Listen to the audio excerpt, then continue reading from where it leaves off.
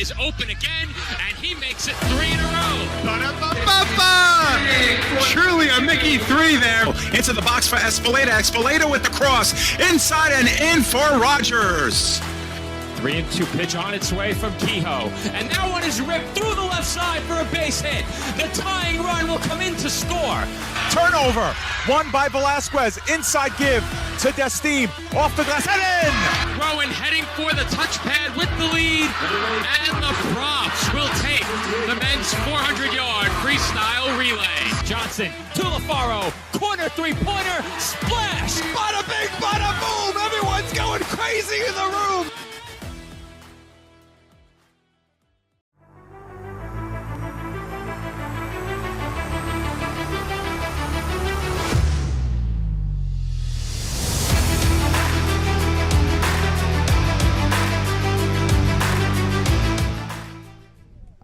From Granny Road Park in Medford, New York, the PDF Sports Network is proud to welcome you into coverage of Week 2 of the Elite Football Alliance season.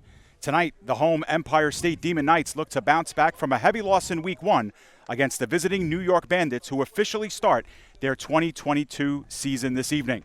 Hello, everyone. I'm David Pizzuto alongside Joe Foreman for PDF Sportsnet and coverage of the EFA. And Joe, last week we covered the EFA season kickoff, 2 games.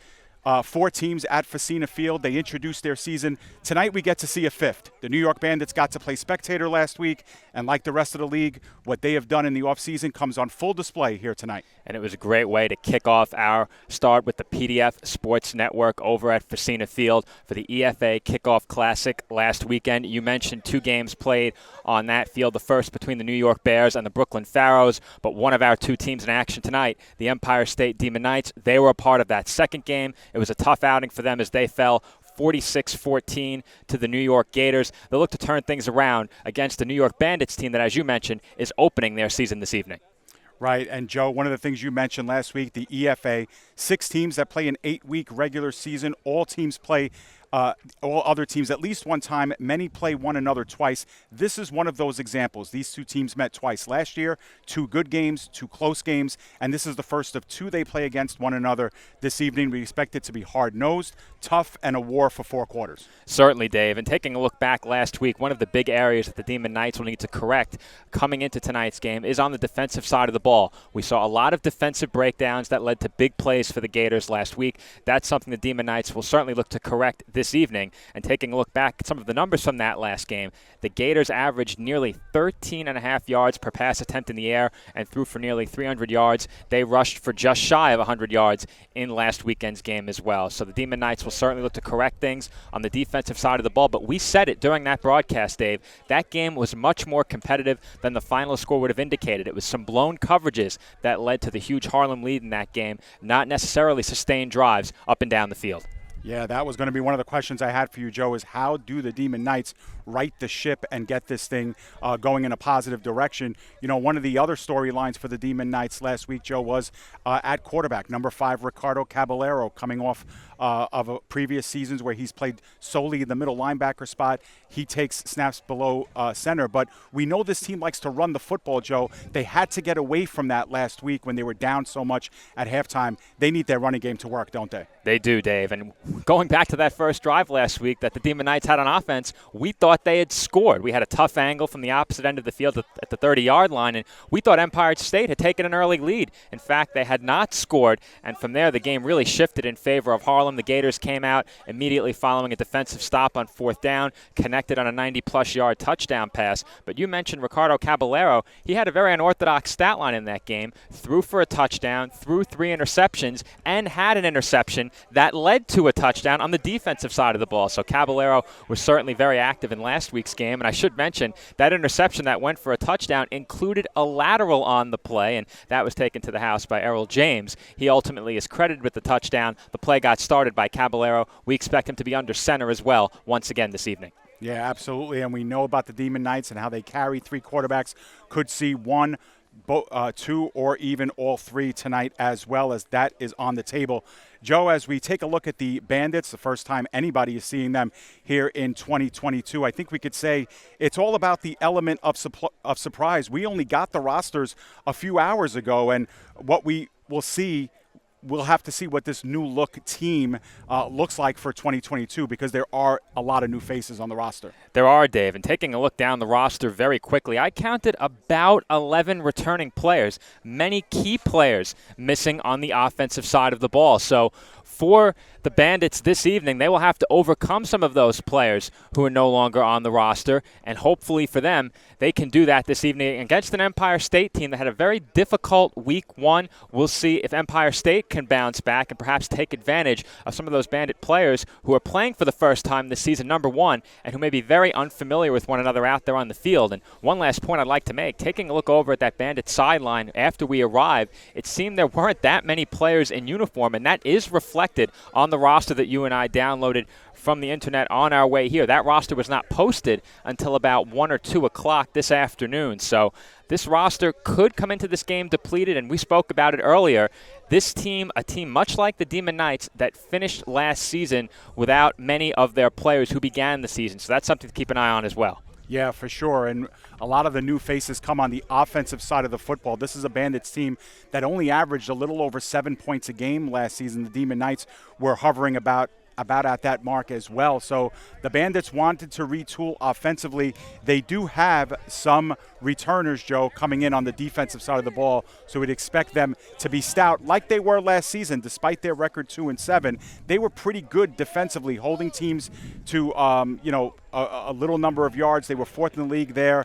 They gave up just over 20 points per game, but they played manageable games, Joe. 4 out of their 9 games decided by 8 points or less. One of them was against this Demon Knights team. Well, you mentioned that they were a good team on the defensive side of the ball, and leading the way for them on that side of the ball is one of their returning players, Cameron Nicholson. He led the team in tackles last year with 24.5 combined tackles, 5.5 of those going for a loss. He also led the team in sacks with a pair of those. So that's one name to look out for on the defensive side of the ball against a Demon Knights team that really did struggle offensively for most of the game last week. They had their issues with some of the routine things, such as handling snaps. We saw a couple of fumbled snaps, and they have to be a bit better on first down. We saw a lot of rushes go for losses on first down. That's something you mentioned during that broadcast last weekend. That's something they'll hope to improve on tonight. But we did see some promising signs on the ground for this Empire State team as well. They hope to continue that trend here this evening.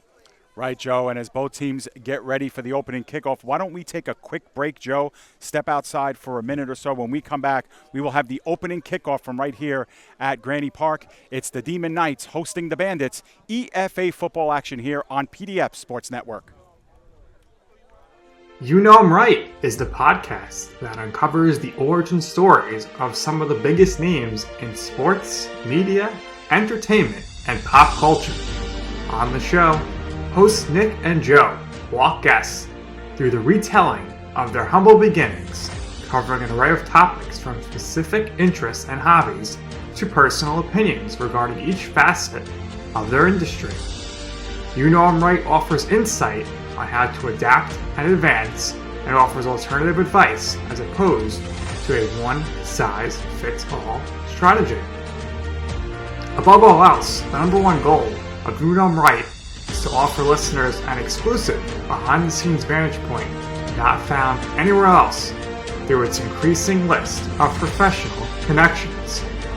With a following that continues to grow daily, You Know I'm Right is transforming into a must-listen podcast in the right place at the right time.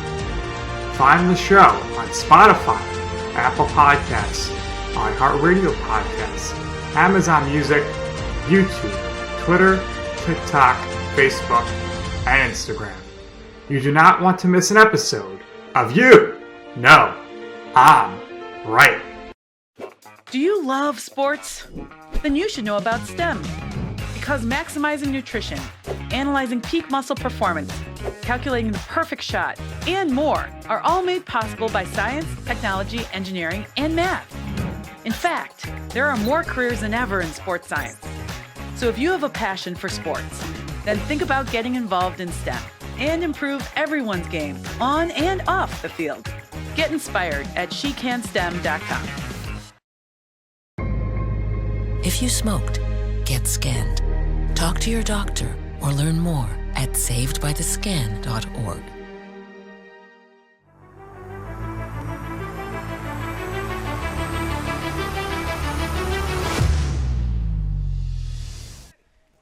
We are back on the PDF Sports Network. Kickoff coming up between the New York Bandits and the Empire State Demon Knights. Once again, this is Joe Foreman, and I will be rejoined on the call by David Pizzuto. He will take over the play-by-play when he returns to my right in just a few moments. But the Demon Knights have taken the field, and they will receive the opening kickoff in this season opening matchup for the New York Bandits. The Bandits are the visiting team in this game, but they will be making their 2022 Elite Football Alliance season debut, and they will take on a team in Empire State that dropped their opener. As Dave and I mentioned during the pregame, it was a lopsided defeat for the Demon Knights in Game 1.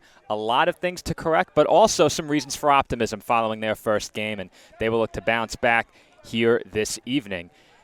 As again, the two teams have now taken the field. We are just moments away from kickoff here at Granny Road Park in the town of Brookhaven out on Long Island. About a 2-hour trip from where I reside in Staten Island, New York. And ahead of the start of tonight's game, we would like to thank everyone who tuned in to our tape-delayed broadcast of last weekend's action.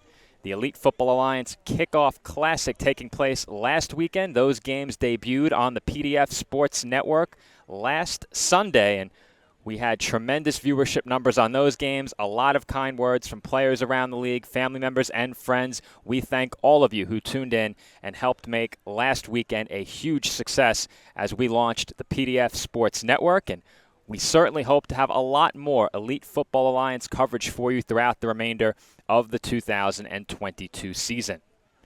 Dave and I will be calling tonight's game from along the Empire State sideline just behind the bench. We're only elevated about 5 to 10 feet above field level, so at times it may be difficult to get a number, but it looks like it will be number 12, and very quickly, that's a number that is not on my roster for the New York Bandits, but we have a number 12 kicking off, and I think we may have had an onside kick to open this game. That one went short, and it will be Empire State football recovered out around midfield, and the Demon Knights will take over at the 50-yard line. So a scrum over there along the far side, and very early on, it looks like the Bandits pulled a trick out of the bag, and that certainly appeared to be an onside kick unless that ball was shanked. We did see some short kickoffs last week, so it certainly is possible that the kickoff specialist didn't get all of it. Nonetheless, Empire State will take over with the ball spotted, it appears, just across midfield at the New York 49-yard line. Under center for the Demon Knights is Ricardo Caballero. We mentioned him during the pregame. 1 touchdown, 3 interceptions last week at the quarterback position. He also had an interception on the defensive side of the ball. A very familiar Snugs single back set for the Demon Knights to open things up. We saw a lot of that last week, and they will hand off to open the game, and that run is stuffed. Maybe that got back to the line of scrimmage, perhaps a gain of a yard.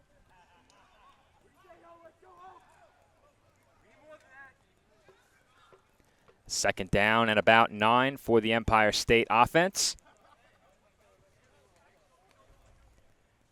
At wide out along the near side is Christian Grizzle. I'll try and get you as many starters for this Empire State offense as possible. Number 2, Ty Lopez in the backfield right now.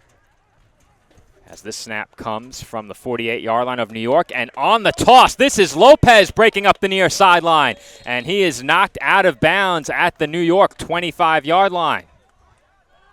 Good start on the ground for Empire State. They were stuffed for a short gain on their first rushing attempt, but that one takes them deep into New York territory as they will take a first down snap from the 25. And with that, I am rejoined by my broadcast partner, David Pizzuto. Thank you, Joe. Working out some technical issues with our stream as we got here a little bit late, but happy to get you all of the action as we have a fresh set of downs. 1st and 10. For the Demon Knights. Caballero once again under center, and as Joe mentioned, Snugs formation, something they operated in full 60 minutes against the Gators last week. The give is on the inside, and pulled down for minimal gain is Lopez.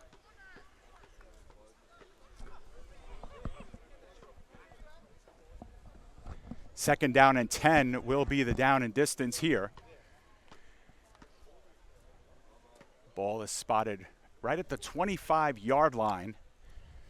Joe and I did not see a lot of kicking last week at Facino. The Bears attempted an extra point, a 1-point extra point that was blocked. Other than that, there was no field goals or extra points that were taken. Same formation. It's Grizzle far, and we have movement up front. We'll see which direction this one gets called on. There was certainly some movement on the right side of that Empire State offensive line, Dave. Now, I'm not sure if the right tackle was the culprit. It does appear as if the Demon Knights are moving back, but for a team that likes to run the football, you hate to see penalties like that in a second and long situation, a first down situation, and this will set up a second and about 15 yards. Yeah, exactly, 2nd and 15. So now might see no choice but to air this one out, try and cut the distance here. And Caballero getting some signals and now giving his team some direction here. Opening drive of the game, first quarter. Demon Knights and Bandits, one of 3 games on the schedule today in the EFA, all 6 teams in action. Lopez is the lone setback behind Caballero. Caballero with the play action. He's looking corner of the end zone. Grizzle in the neighborhood, and he is taken down. There is a flag down. It came all the way on the far side of the field, Joe. And it looks like that is going to be whistled once again on number 12 from the Bandits, who we do not have on our roster, so our apologies there. We saw this last week at times. Rosters coming together for a lot of these teams. We've been told usually around week 3, week 4, they lock up, and that's what we see through the distance. But the Bandits, this is their first game of the season, so we'd expect to see some new numbers coming on that we don't have. But in any event, pass interference is a 15-yard penalty and an automatic first down. So we'll see, depending on the spot, whether this is a 1st and goal or a 1st and 10. Ball is yet to be spotted. It looks like they're going to line it up at about the 11. So by the looks of it, Joe, the Demon Knights would be able to get a first down without scoring a touchdown. But they're still going to discuss it here. The ball was spotted at the 30. And if they go half the distance because it's a 15-yard penalty, you'd think that the spot would be at the 15. And that's one of the modified NFL rules here in the EFA.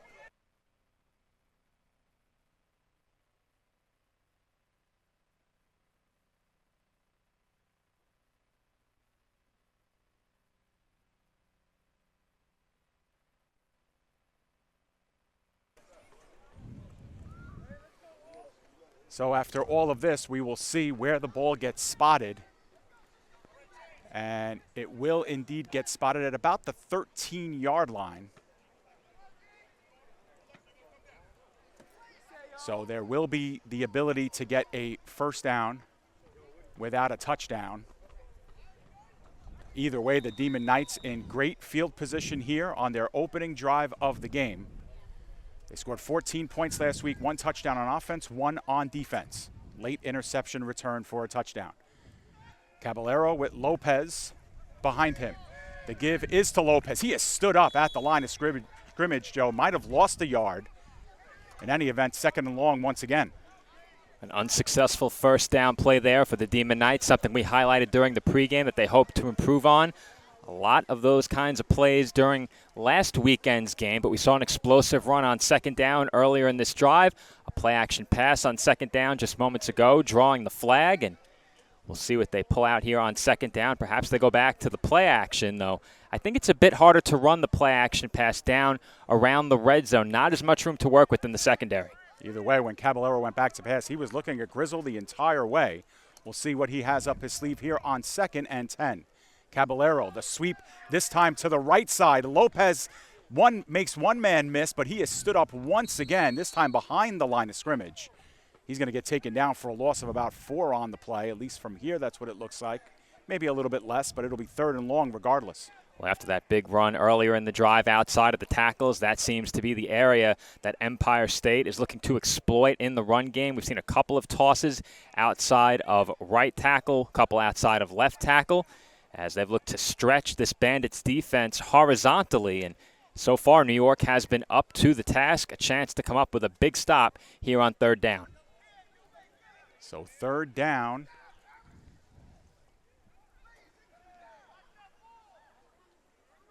Ball is spotted just inside the 10.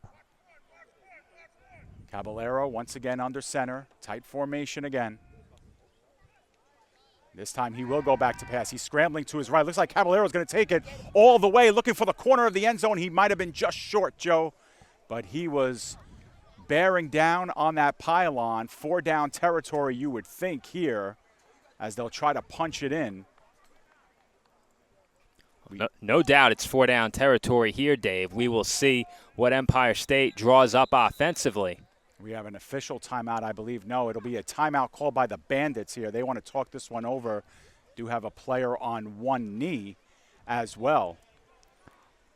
On the replay, we will get a look at just how close that was, and we have a good look at it right along the pylon, so we will get that look right here. There you see Caballero on the rollout, gets a good block from Sean Spencer as he dives toward the pylon now. I'm trying to get a look at the sticks. I believe that was a 1st down, Dave. Right.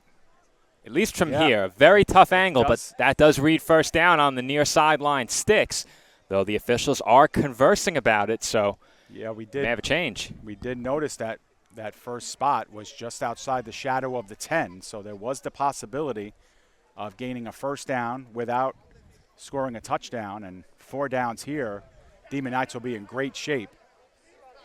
We can get one more look at it while we have a break in the action. Not a long replay, and here it is once again, a design run by Caballero taking it toward the pylon, and I don't see how he didn't have a 1st down because he was just about a yard, maybe a yard and a half short of the end zone.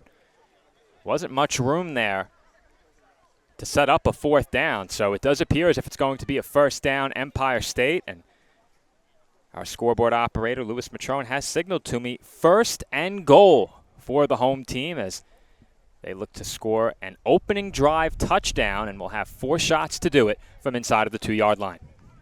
And, Joe, the way you explained it, it seemed like Louis emphatically gave you the 1st down signal. He did. He was right on top of it. Lou doing a great job as he learns the engineering portion of our operation tonight. He is seated to my left, and Patty Toucam's a bit further left, our camera operator this evening. Absolutely. We are packed here in the corner of the stands as we got movement. Play is allowed to continue. Caballero was put down hard. They did have a late whistle breaking that up, which infers that there was probably some offensive movement, Joe, that will back this up. We'll see what the official call is. As I head down to grab my pair of binoculars, Joe. A little hard to see the Bandits' numbers from where we are. That play was blown dead immediately following the snap, but Caballero was taken down after the whistle, and no flag on the play. No harm, no foul. And well, it looks like half the distance, Joe. Oh, yeah, that was a free play, certainly, for Empire State. Yeah, so just a late whistle because there was an unabated to the quarterback situation. But this will indeed be a 1st and goal again, this time from the 1-foot line.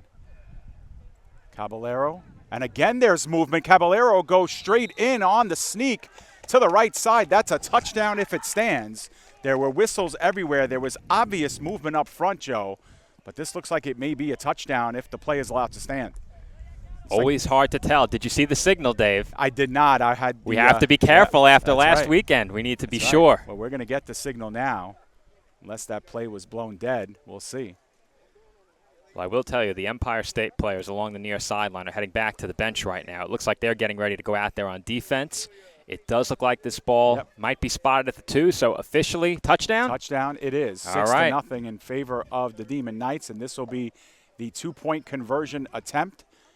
They were 1 for 2 in this department last week. Bandits have jumped early the last 2 times from this distance. Caballero's going to throw this time. Fakes right. Now looks to run left. Will he take it himself? Puts it down, but is stood up around the 3-yard line, Joe. He is not going to get in. Good job of gang tackling that time by the Bandits to prevent the 2-point conversion. Jashawn Houston was in there on the tackle along with number 4, who we do not have a name for. But good job by the Bandits to prevent the 2-point conversion, and it'll be 6-0 here in the first. Here's another look at that attempted 2-point play by the Demon Knights. Caballero moving to his left, a right-handed thrower, so a bit tougher for him to throw in that position. Did have a receiver in the back left corner of the end zone, but that man was well covered. Nowhere to go with the football, and you said it, Dave. A good job by the Bandits to rally and to make that tackle, keeping Caballero out of the end zone. 6-0 Empire State. This week we are sure, and it's an opening drive touchdown for the home team. We'll see if the Bandits have a response on their opening possession. First lead of the season for the Empire State Demon Knights as they go up 6-0 on the game's opening drive. The Bandits will get to see them on offense potentially. Once again, that drive coming on a short field following what we thought was an onside kick attempt to start this game.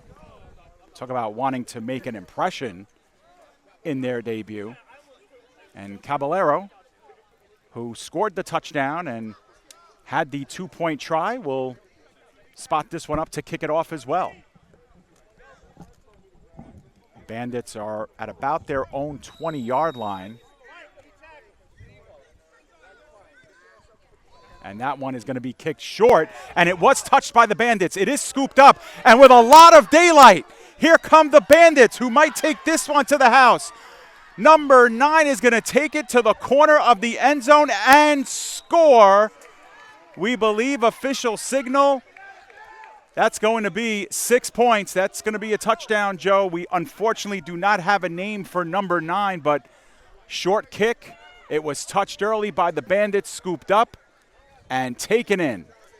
Lewis appears unsure, Dave, but we'll find out in a moment. He was telling me no touchdown from my left, so ball carrier did dive for the pylon, and we anticipated this, Dave, that a lot of names would be missing from the Bandits roster coming into tonight's game, and it certainly appears that we are missing more than just a few names, and unfortunately we can't give credit to the player who returned that kickoff, at the very least down to the 1.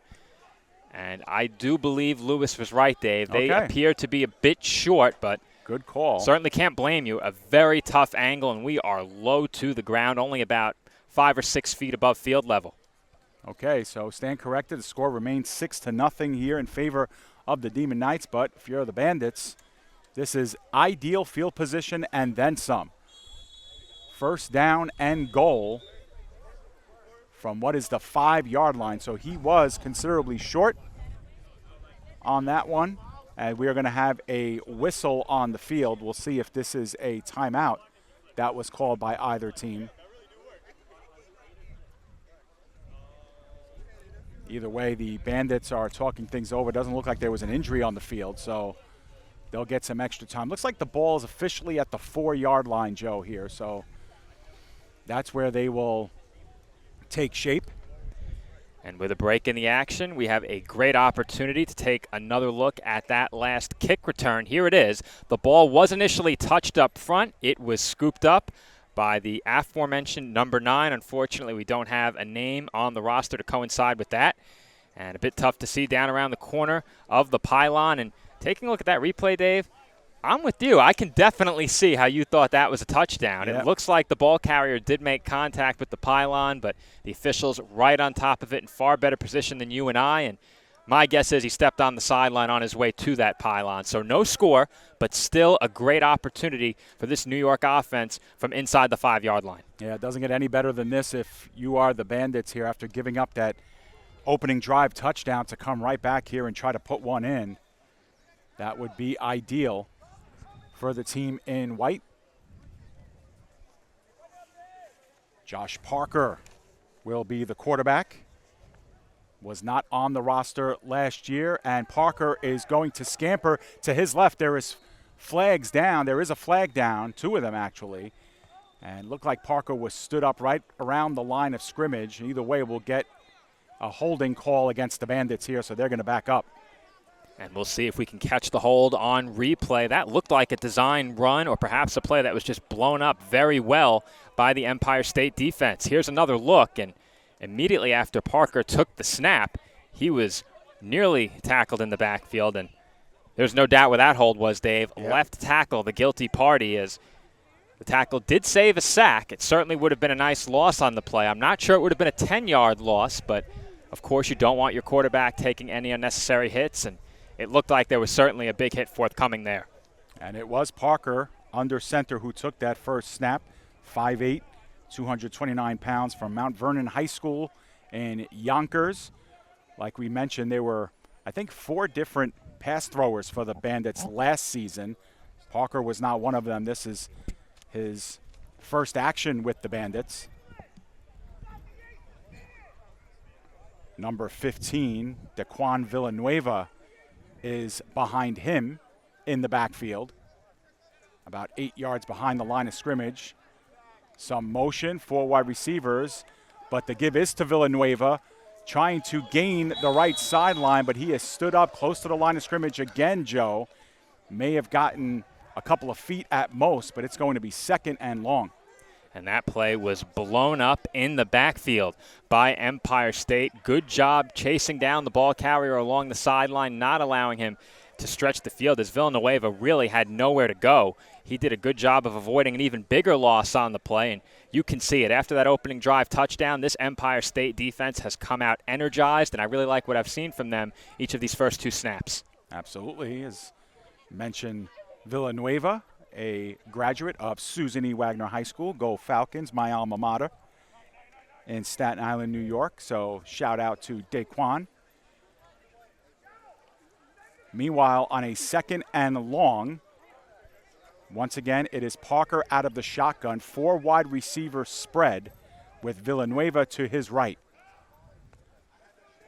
Long snap count here on 2nd and long, and it looks like Parker is going to throw. He runs into his own man and was almost able to shed 1 tackler, but could not get past another, as Tim Commander has made the tackle at about the 19-yard line, Joe. Another good defensive play by Empire State. They have not let anything get by them. None of these snaps for the Bandits have crossed the line of scrimmage. The ball is snapped, and they are immediately chased down closely behind the line of scrimmage. They will go for it here on 4th and very long, make it 3rd down. And we'll get another look at that last play momentarily, as Parker was swallowed up behind the line of scrimmage. He was taken down hard. Yeah, just nowhere for him to go after running into his own man at the line of scrimmage. Perhaps a sack of about 1 yard, but either way, this is going to be 3rd and goal from the 19-yard line. So the Bandits, obviously in 4-down territory themselves, will have to draw up something to get them closer at the very least. Parker, this time Villanueva to his left. Once again, operating out of the spread formation. There was some movement, and now the flags come out, and the whistles will blow the play dead. There was movement on the defensive line, but it was drawn off, Joe, and the Bandits are going backwards in a hurry. Yeah, this drive has been just about as poor as you could script it up for the Bandits. Couldn't ask for much more if you're Empire State. The Bandits have hurt themselves with a couple of penalties. I forgot about that 1st down hold, as that play went nowhere. I thought the previous play was about to be a 4th down snap. Instead, we have another 3rd and long snap upcoming as the New York offense continues to move in the wrong direction. 15 yards in penalties. Ball's at the 24-yard line, 3rd and goal. Now they look on the fade corner of the end zone right into the pylon, but that was thrown well short, and it'll be 4th down. There was certainly a chance there for the New York offense. Once again, we have a receiver who I don't believe is listed on the roster wearing number 3, but that ball from Parker thrown toward the pylon, not a bad spot to throw that ball, but off the mark as the receiver was headed toward the back pylon. That ball landed right next to the front pylon, and now we have a 4th down decision upcoming for New York. You don't gain too much here from a punt unless you pin them inside the 5, which could be worthwhile. We don't see many punts in Elite Football Alliance play, and it looks like the New York offense is going to stay out there. Yeah, that would seem to be the case, and probably the wiser of the calls here. Not a lot of real estate to make up ground for. Obviously, you want to avoid a turnover here and something that could be brought backwards. In any event, the play clock now winding down as the Bandits are getting their substitutions in the game. And the Demon Knights will drop plenty of players in coverage, knowing that they cannot yield the touchdown here on 4th and goal from the 24-yard line. And it looks like we may have a timeout called, and we will. The Bandits have called it. I said this last weekend, Dave. A lot of the time when you see this on 4th down, it's to reconsider the decision, or perhaps in this case, to perfect the play.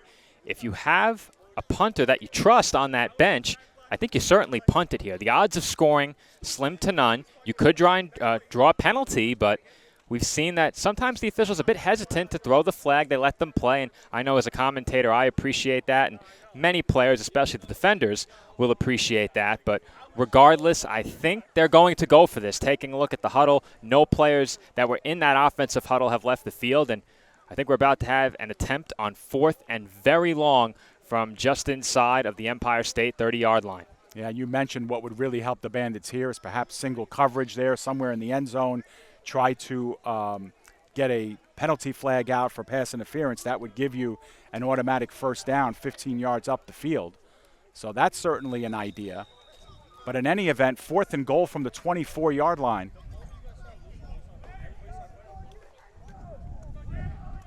Once again, it's Parker out of the spread formation. He is going to roll out to his left, not being given a lot of time. He's going to throw to the end zone, and it is incomplete. It came out. The pass was broken up by the Demon Knights. Pass was intended for Hendricks, but the Demon Knights will take over at their own 24, Joe. Nice play. Unfortunately, Hendricks was not able to stay with it.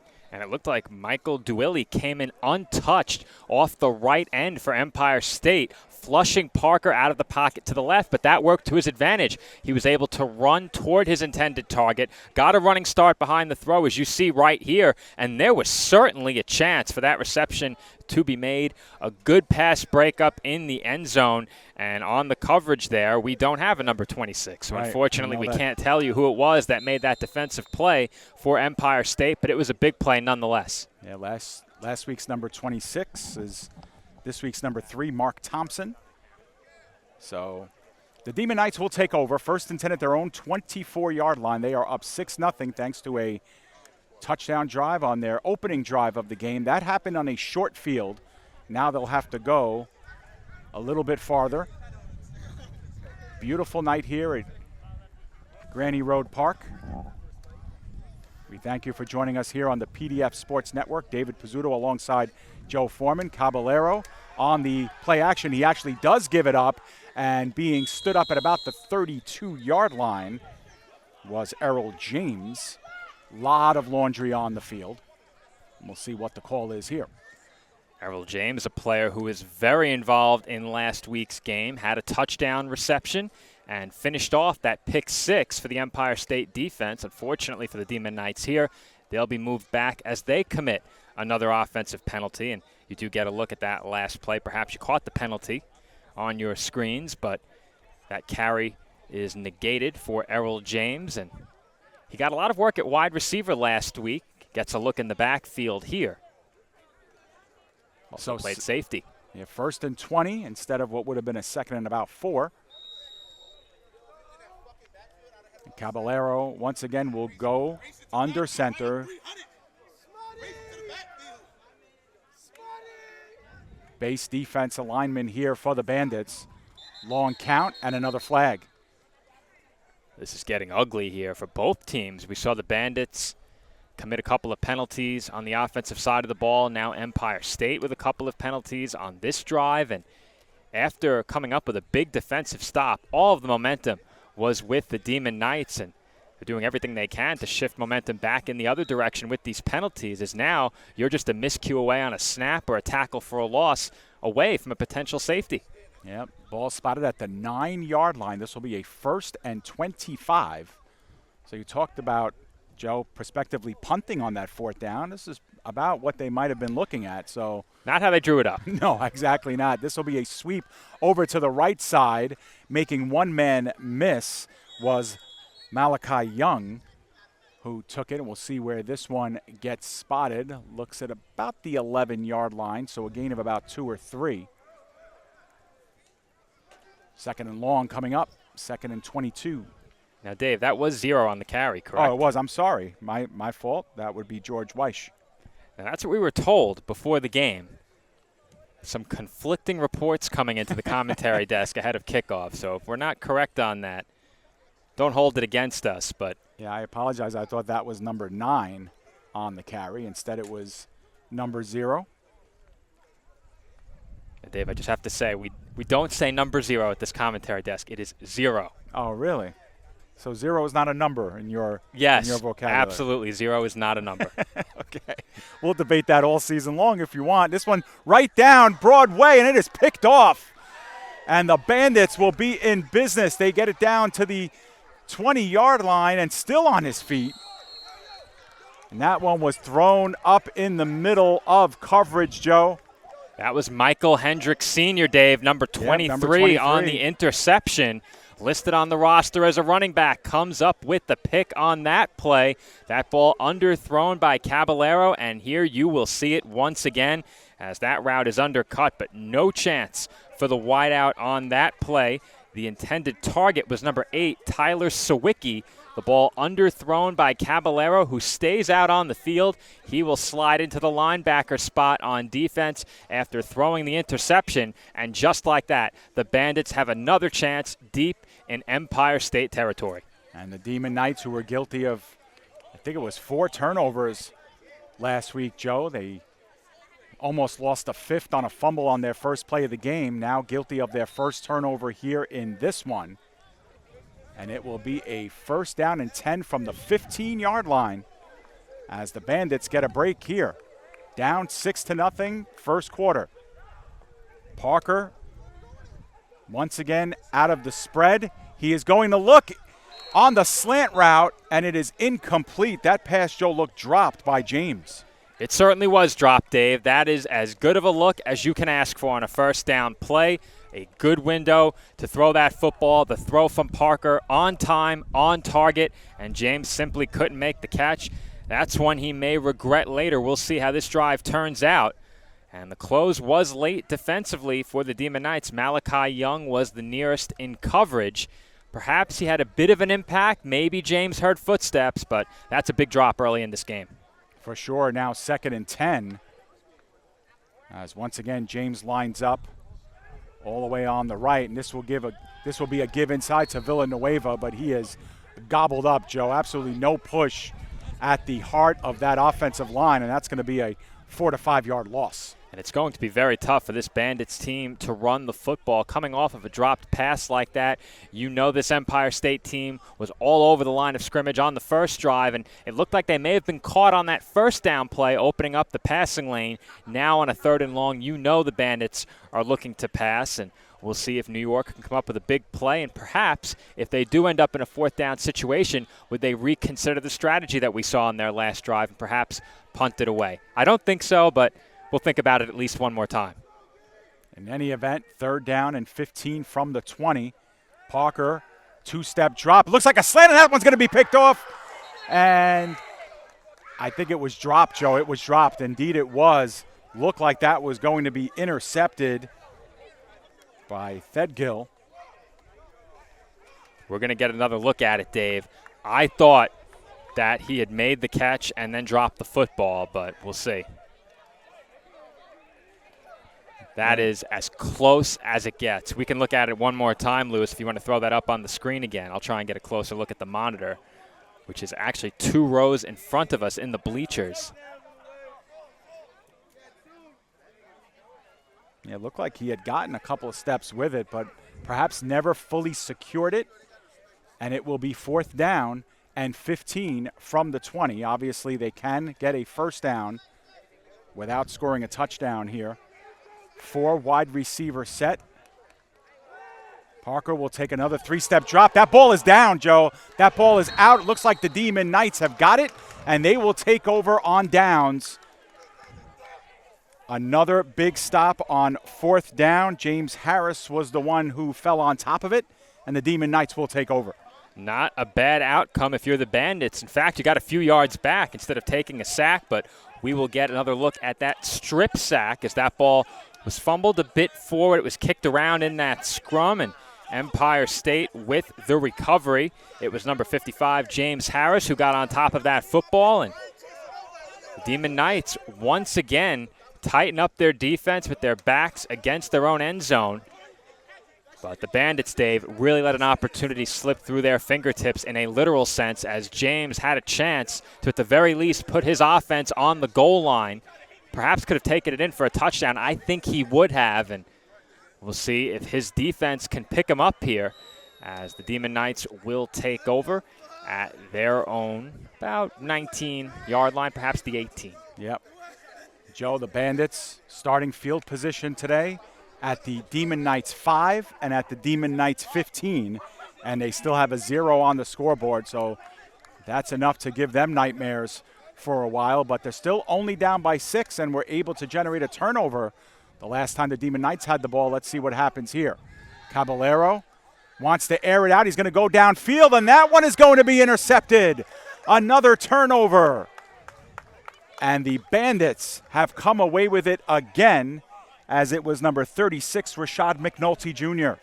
And the jump ball hasn't worked out too well for the Demon Knights these last couple of drives. The intended target on that pass was number 6, Dennis Gallagher. And you'll see right here, that ball just a bit underthrown once again. Did not give Gallagher a chance to make the catch. And the interception goes to the Bandits, who have now picked off Ricardo Caballero twice.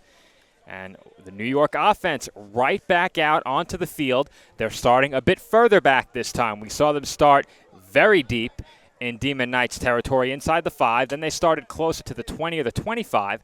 Now they start at the 40-yard line. We'll see what this team can do. Yeah, so we will see now at their Demon Knights 40-yard line. This is the third consecutive drive in which the Bandits have started in Demon Knights territory. Hard to believe this has been their worst starting field of the game. In any event, 1st and 10. Parker, another two-step job. He's looking sideline, and a man is there, but it is overthrown and out of bounds. Another good opportunity there for this Bandits offense. That was Tremel Williams, the intended target up that far sideline. And this New York offense seems to like those go routes, those back shoulder throws along the sideline, gives the quarterback a small window to put it, but typically those plays are low risk. We've seen Empire State throw some jump balls in between the hash marks toward the middle of the field. Those plays a lot more high risk, and we've seen the results of that. A couple of interceptions for this Demon Knights offense early. Tremel Williams, one of the big playmakers offensively last year for this Bandits team that has returned, lined up on the far side of the field for that last play. 2nd down and 10. It will be Parker. He'll have give on the inside, and that is going to push the ball up to about the 35-yard line. Lots of whistles on the field here.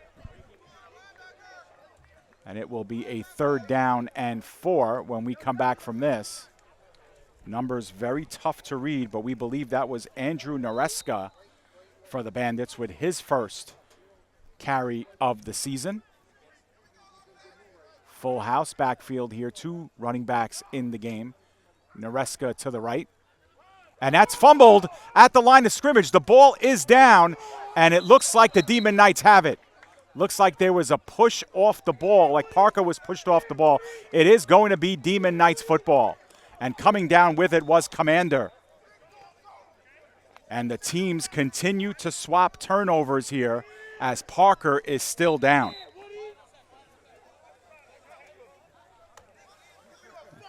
Parker went down hard trying to get the fumble on the carpet, and when he did, he was railroaded off of the football.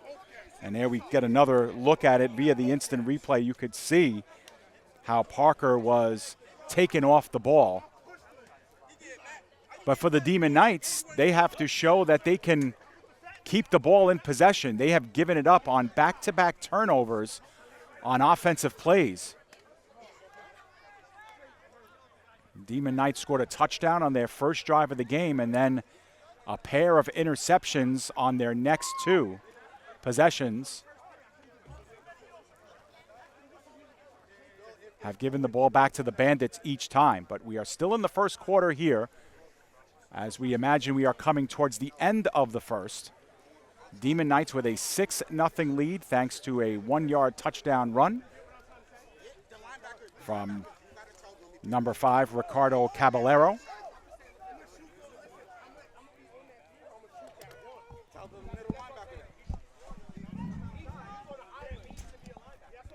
So, Joe, while you were off headset, just talking about the fact that the Demon Knights have been able to get the takeaway, but they haven't been able to keep possession themselves as we are about to start the second quarter here, Joe, as teams will switch sides. So that indeed was the final play of the first. So we will start the second quarter here with the Demon Knights, a 6-0 lead. Well, Dave, the story of that first quarter was certainly turnovers and penalties. We saw quite a bit of that. The Demon Knights made a big statement on their opening drive. They took the ball right down the field and put it into the end zone for 6. But after that, we saw a lot of sloppy play from both teams. I stepped away from the headset to work on our camera for just a couple of minutes. I look away from the action for 2 plays, and we have another fumble. The Demon Knights with yet another chance on the offensive side. So their defense has certainly come to play. It has been a discombobulated New York offense so far, but they only trail by 6. Yep, better starting field position at least for the Demon Knights on this drive. Their own 40. Caballero throws it over top, and the play is made. There is a flag down close to the first down marker, and Gallagher was the receiver. Lot more flags down, too, as players continue to jaw at one another as they unfold near the backfield. We'll see if we can get another look at it, but either way, what would have been a 7-yard play on first down might get backed up. We will see.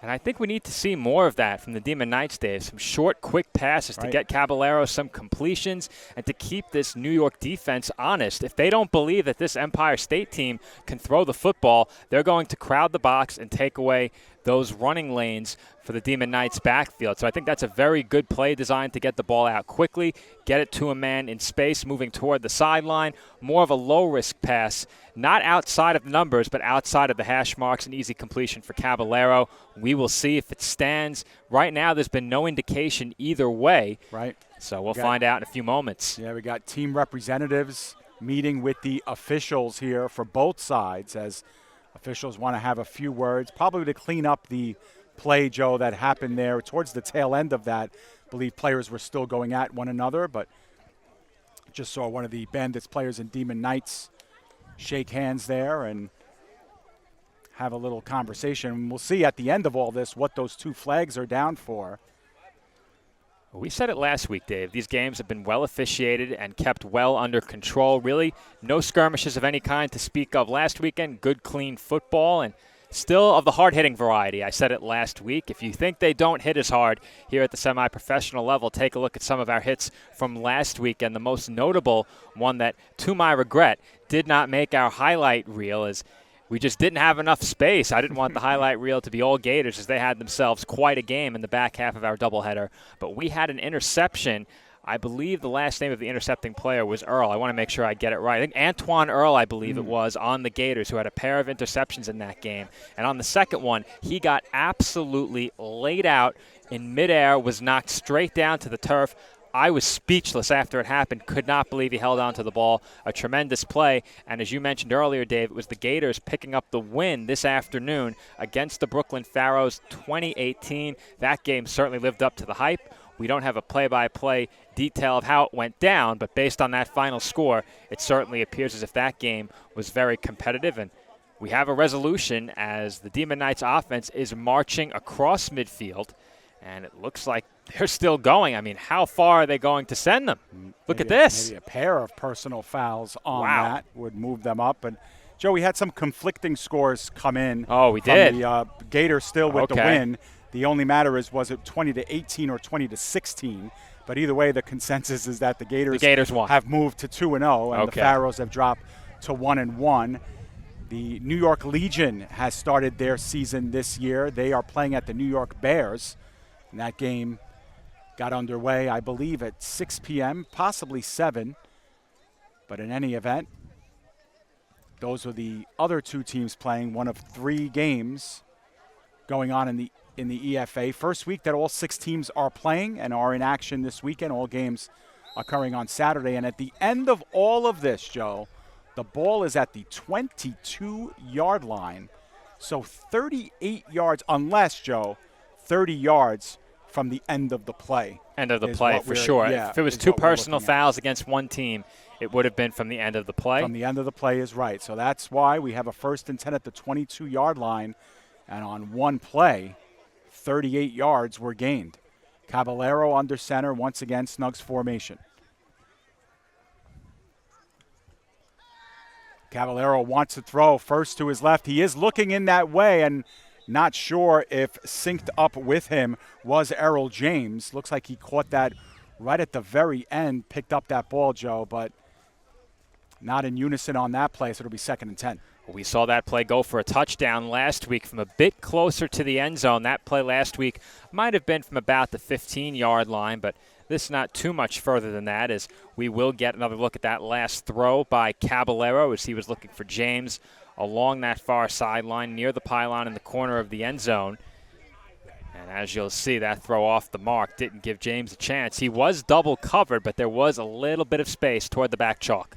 So Caballero on 2nd and 10 remains under center, and the give is going to be to Grizzle. Grizzle makes one man miss, makes another, and he is taken down at about the 15-yard line. We saw Grizzle's playmaking ability last week. I'm not sure I got a chance to talk about it during the pregame, but here in my notes, I had some of his stat line from last week. Grizzle had a 33-yard carry and a 36-yard reception in that game. He accounted for more than half of the Empire State offense, and he made the highlight reel on a couple of occasions, had a great grab going up above a defensive back, and then had a great run, as I just mentioned, the 33-yarder that included a highlight reel juke. Listed at 5'7", 125, definitely with a spring in his step and the ability to make guys miss. Showed it right there with that 7-yard gain. It'll be 3rd and about 2 or 3 here. Caballero with Grice behind him. Bandits show blitz. They come in hard on Caballero, who's looking to his right. The throw is to Grizzle, who got smacked. And that flag will come down as once again, Joe, we have got a mix-up right by the line of scrimmage and multiple flags down. The hit on Grizzle was clean, but some extracurriculars at the line of scrimmage. Looks like the signal was face mask, Dave, and I believe it's going against the Demon Knights. So we'll see what happens here, and they are going to back things up on the Demon Knights, it would appear. Yeah, that was a 15-yard face mask, Dave. I'm not sure if it was apparent on the replay, but that certainly was the signal from the official, and that's the advantage of being up here, standing in the top row of the bleachers versus being buried in the monitor, which is now at my feet. Louis Matrone now engineering. He has taken over the controls fully, and I'm very appreciative of that. Absolutely. Great job there. And by the time it's all said and done, this ball will be placed at the 30-yard line. So 3rd down and 18 upcoming as the first down marker is at the 12. Bandits looking for, it's going to be 4th down, Joe. 4th down, a loss of down on the play. So 4th down and 18. Well, the near sideline stick it does reads say 3, but if it flips, it would say 4, correct? They're working on it now. There is timeout is being called by the Demon Knights while they work that out. It's 4th down. It is 4th down. Yes, it's 4th down.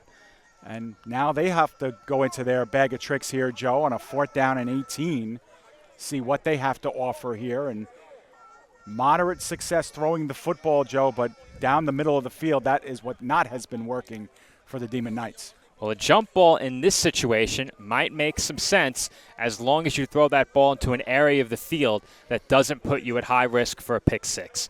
You want to throw it toward the sideline, maybe toward the pylon if you want to take a shot for the end zone. I highly doubt the Bandits would allow a reception at the first down marker. Maybe even try and throw it short and set up a screen. There's a lot of options for the Demon Knights as they have not been in this situation yet, so the Bandits certainly don't have much of an inclination as to what to expect. Of course, not much tape from this Empire State offense so far this season, just the game we covered last weekend, so I think whatever they do here would come as a surprise to us, and I think the only thing we can rule out is a run. Right. Although you never know with Grizzle and the playmaking ability that he has. I would be at the line very of scrimmage, surprised if they run. or perhaps a quick screen or a quick flare pass and work him into open space. Again, there is the ability, of course, to get a first down without scoring here. First down markers at the 12-yard line. But in any event, the Demon Knights have had a chance to talk it over. And we'll see what they have to offer us here on 4th and long. And we'll see what the Bandits do defensively. And will they throw players back in coverage or come after Caballero here on this play. Lone safety is deep. It is Grice behind Caballero. And Caballero will roll to his right, looking for someone, but he is going to be taken down for the sack. Cameron Nicholson, one of the Bandits' returners on defense, will award the ball back to the Bandits, who take over on downs. Well, I highlighted Nicholson in the pregame, Dave, and there's the reason why right there. I really like the play design from the Demon Knights. I'm not sure if you saw it, but that rollout was designed to set up levels in the secondary. You had one receiver coming underneath, one moving intermediate distance away from the line of scrimmage, and you had another man. That was Errol James moving toward the back corner of the end zone. It looked like James had a step on the play, but Caballero couldn't get the throw off and was taken down. He wanted a face mask, did not get the call. Absolutely. So after all of this, the takeover will be at the 35-yard line for the Bandits, who have been unable to get anything going offensively. This is the first time they are starting on their own half of the 50. They had a drive start at the Demon Knights 5 after a kickoff return. They had a drive start at the 15-yard line following a turnover. And they had a drive start at the Demon Knights 40. But they still have 0 on the scoreboard, looking for their first points of the game. They'll start this one from their own 35. Parker still in the game at quarterback here for the Bandits. He will take it, drop back, 4 steps, might be looking to take off with it, and he is going to be swallowed up and sacked. First one in on the play was number 36, who we do not have, Joe, on our roster. But believe there to clean things up was number 32, who we also do not have on our roster. So we'll continue to work on that. Actually coming in to clean things up was 22, who we do not have on our roster. Recurring theme this evening, Dave. Hate to say it, but Yep. Not much we can do. What I can say is that New York has to do a better job protecting their quarterback. Parker hasn't had a chance on so many of these plays, and I was taking a look at the rushing numbers last season for this Bandits team, and their 2 leading rushers, both from the quarterback position.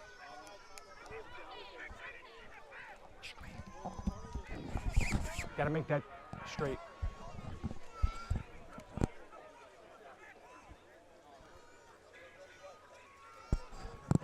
So second down and about 15, long 15 here.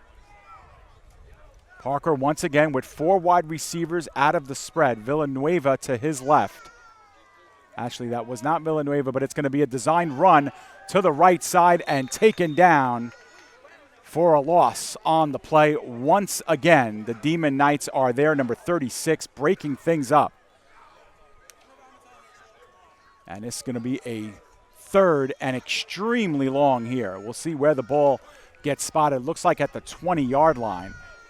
So third down and 25 upcoming after a loss of 10 on the play.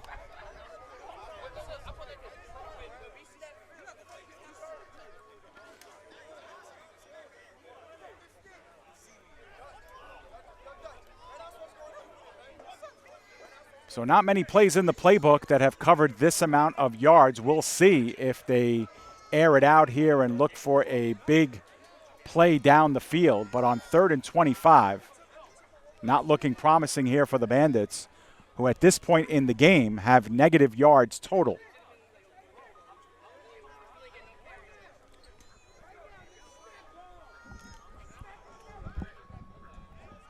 Parker with Villanueva in the backfield. Parker once again under heavy duress. He's going to take it down and run right sideline, makes one man miss and is out of bounds at about the 33-yard line. Well short of the first down, was able to get about half of that back, Joe. Parker with no time. That's been a recurring theme in this first half. He's able to do something and really take nothing and turn it into a gain, but That's not what you want to see if you're the Bandits. You want to give him some time to throw. We saw him put a ball right on target to James, gave a man a chance in the corner of the end zone earlier. He's shown some of what he'll be able to do if given the time. Right. He simply hasn't had it to this point. Yeah, and the lack of a running game for the Bandits has allowed the Demon Knights to kind of tee off on the quarterback and play the pass almost exclusively. 2 men back for the Demon Knights. The up man is Ty Lopez. And back deeper is Errol James, as we'll see our first punt of the game. Not on the roster, Dave. Beat me to it. No number 12. I tried on the opening kickoff to no avail. Though we do have a mobile hotspot at halftime. I have my mobile printer. Maybe I can get us some rosters off the internet. We'll see. We'll see if they've been updated. We do have a timeout that is being called on the Demon Knights. So they want to get their self set up here on special teams, and there were some personnel moves, Joe, and people out of position, so they'll get that right. We talked about how in the early stages of the season, Joe, we don't know how many playoff teams there will be in the EFA until about midseason, so these first few games are really about establishing cadence, establishing tempo, cleaning up sloppy play, and the Demon Knights electing to call a timeout there to make sure they have the proper amount of guys on the field. And if they can score next in this game, you have to think they are in a tremendous position to win it. If they get on the scoreboard next, make it a 2-touchdown game. The way things have gone offensively for New York to this point, it's hard to believe they could make up a 2-touchdown deficit. We have seen games change after the half. Perhaps they make some adjustments and can really turn things around. But if you're Empire State right now, you have to be laser focused on the end zone, ensuring that you are the next team to score, and then you put yourselves in a position to get back to the 500 mark. But you said it. We don't know how many teams will be in the playoffs. It could be a 4-team playoff, a 5-team playoff, or even a 6-team playoff. That will be determined around week 5. But these early season games, just as important as the late season ones, you don't have that much time to get things right. It is only an 8-game regular season in the Elite Football Alliance. Every game counts, and I know both the Bandits and Demon Knights well aware of that. These two teams played twice last year. They split the season series, both teams winning on their home field. The Demon Knights won here by a score of 14-6 early in the season, and then the Bandits handed the Demon Knights a 16-0 defeat the next time these two teams played. Snap and the punt is straight up. A decent one there. It will be short. There is a flag down, and catching it and getting taken right down on the play was Lopez. But there was a flag here that occurred on close to the sideline around the 50-yard line, so we'll see what that'll be. It'll be a hold against the Demon Knights, Joe. So this one is coming back 10 yards. Nothing new there, Dave. We've had a flag on, I would say, about 3/4 of the snaps to this point. And you can see it there on the replay as Lopez took a big shot at the end of that play. He nearly bobbled that ball off of his face mask. Yeah. That could have been catastrophic as well. And Demon Knights have done a lot right early in this game, but both teams have a lot of things to clean up heading into the second half. You have to figure that at this point, we should be about at the midway mark in the second quarter, perhaps, maybe a bit deeper in, as here or there, you know. I would say we're closer to the start. This is the third drive, I guess. Yep. Midway point? So midway point. That sounds about right. And, you know, I'm almost wondering, Joe, with the Demon Knights is at what point do they need to really get back to the run game, Joe? You know, we saw them on the first drive establish that, really the entire length of the field. On that last drive that got stalled because of penalties, they were starting to run the football a little bit. You wonder if they'll go back to that bread and butter, what this team feels that they do best. And we'll see if that's the case here on this drive, as they'll start from the 35-yard line. I think they'll certainly try, but as I said before, I think it would benefit them to incorporate some of those shorter passes into the offensive game plan. We saw that on their last drive. Perhaps they try it again here, but it just seems that over the course of the last 2 weeks, when they do bring in the play-action pass, it's typically a deep shot down the field that they attempt, not typically a pass into the flat or an intermediate pass. It's usually a home run ball, and so far in this game, those types of passes have resulted in turnovers. So we'll see what the offerings are here for the Demon Knights for this Bandits defense. 1st and 10 at their own 35. I believe this is their furthest starting field. No, they actually started one at their own 25. So 65 yards to go to pay dirt. Caballero once again will work under center. And the give is up the middle and nothing doing for Lopez as he got tripped up right on impact with the ball. And that might have gone for, well, looks like it went backwards a yard, Joe. I think it's safe to say the Bandits aren't going to allow Empire State to run the football. They're going to crowd the line of scrimmage. They're going to challenge Caballero to throw it down the field. I wouldn't be surprised to see them cheat a bit underneath and maybe try and jump one and turn it into 6 the other way, but they're going to make Caballero beat them down the field. And if they can stay within arm's length of the intended targets, they might have a chance on a jump ball to force another turnover. 2nd down and 11 officially here. Caballero again, snugs formation under center. Lopez behind him, and the give is to Lopez. This time he does get a push at the line of scrimmage, goes forward for about 5 yards, right into the teeth of the Bandits' defense. Call it a gain of 4 officially, 3rd and 7. We saw a lot of running outside the tackles early in this game. That one right up the gut. Hard-nosed running by Lopez as he barrels his way forward and makes it a more manageable 3rd down for the Empire State offense, and you just get the sense this is a big play for the Demon Knights to try and keep this drive alive. The Bandits hoping for another chance with good field position. So 3rd down and 7. Bandits hoping for a 3 and out here. Demon Knights a chance to extend the drive, potentially their lead. Caballero with the long snap count. He is going to roll to his right, looking straight down the field. That's going to be a jump ball, but just over the outstretched arms of the would-be receiver. We do not have a name there, but there to break up the play was Kobe Jacobs. Was that 36 or 38, Dave? I believe it was 38. Not sure.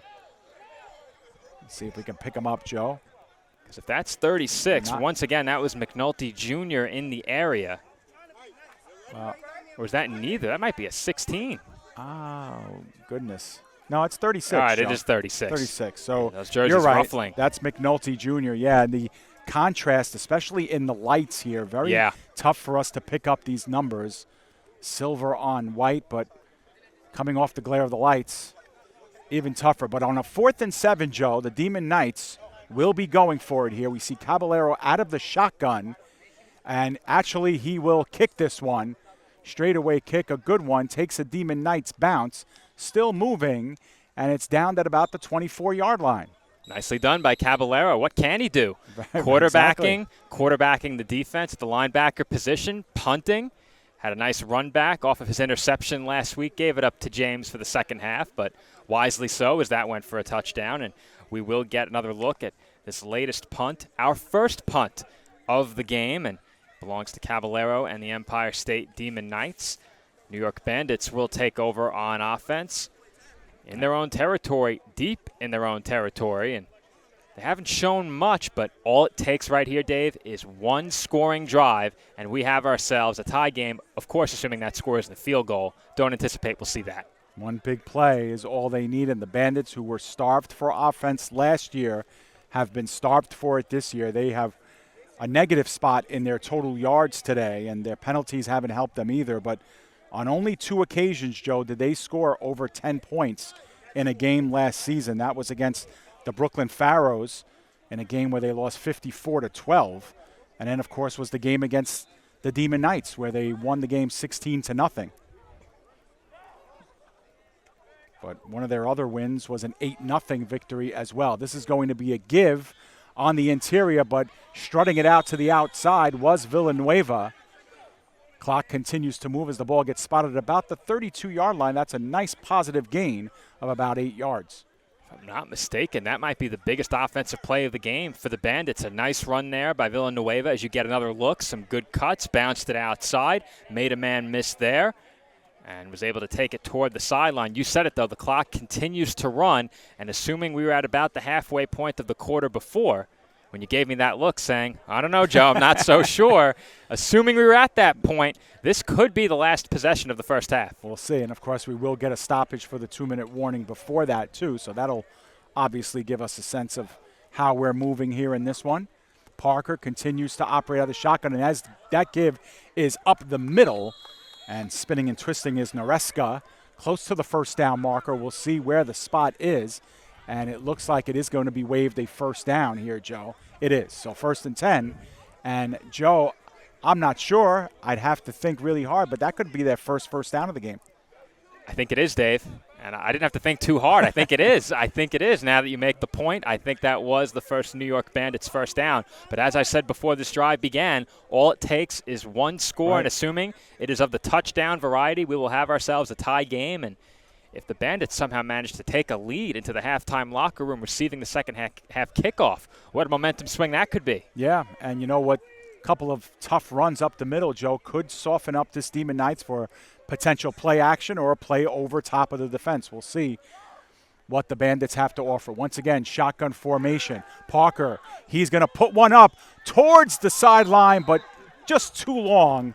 The outstretched hands of number 13, who we do not have on our roster. So looked like the timing was just a hair off, but number 13 had a step, Joe, and if he catches that in stride, that could go for 6. Well, you're going to see it here on the replay. Parker had a man bearing down on him. That was number 22 defensively for Empire State. He is not on our roster, but the pressure was applied. I'm not sure Parker saw him coming, but there was a lot of room on that sideline, and assuming Parker wasn't impacted by the pressure, I think that's a throw he's going to regret later in this game. We had the big drop earlier from the quarterback position. I think that's one Parker would like to have back. Yeah, heavy pressure, though, coming in from his blind side. Might have rushed that just a tad.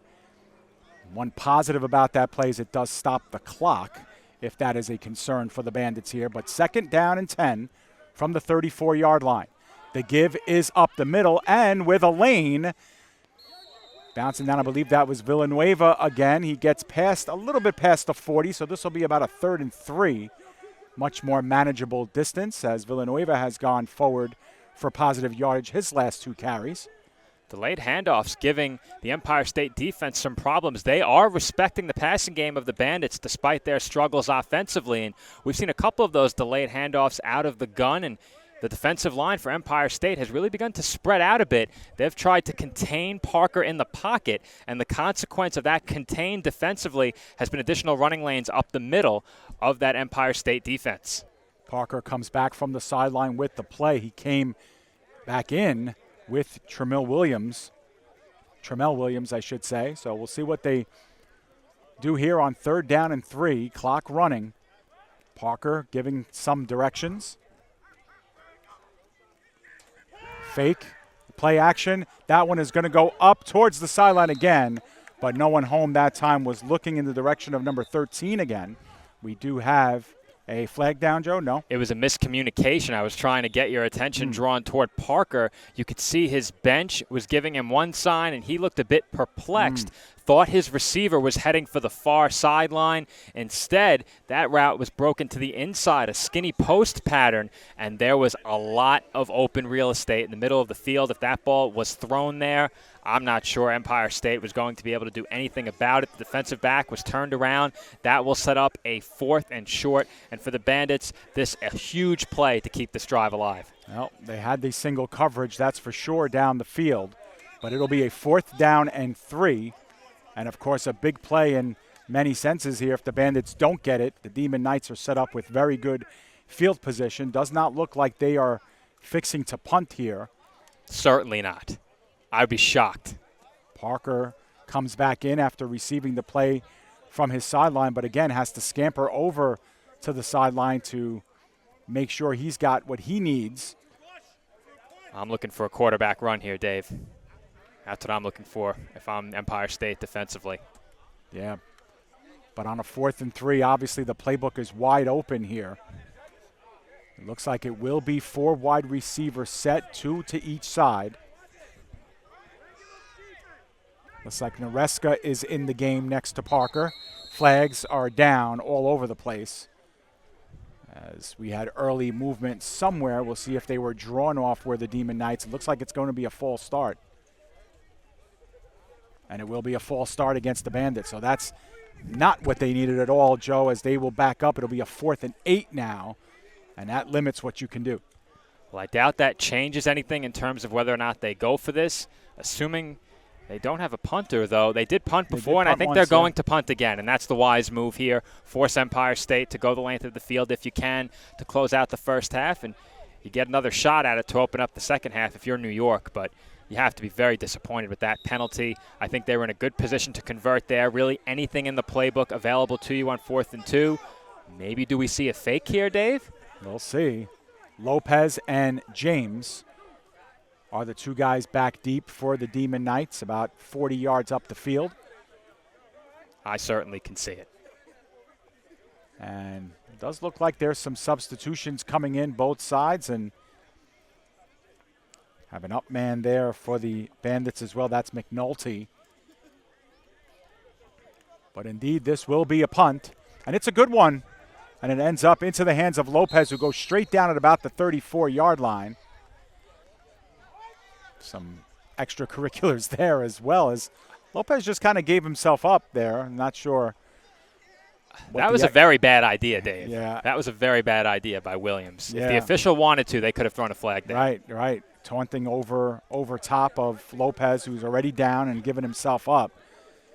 You're going to see it again here. Now, the way that Williams responded as he walked off the field, it appeared as if he was saying to a player on Empire State that Lopez had said something to him. Maybe they exchanged words earlier, but if the officials decide to call that and tack on 15 more, now you're at the midfield. Yeah. That is a very bad penalty. If it's flagged, it was not, and lost in that. Good kick coverage by Williams to get there out of the gunner spot. He got to the return man before Lopez could find his way back to his feet. And you said it, a good punt by number 12. Unfortunately, we don't have a number 12 on our roster. We're going to try and fix that at halftime. Well-executed play on both sides, though. Nice fielding of that punt, and a good punt.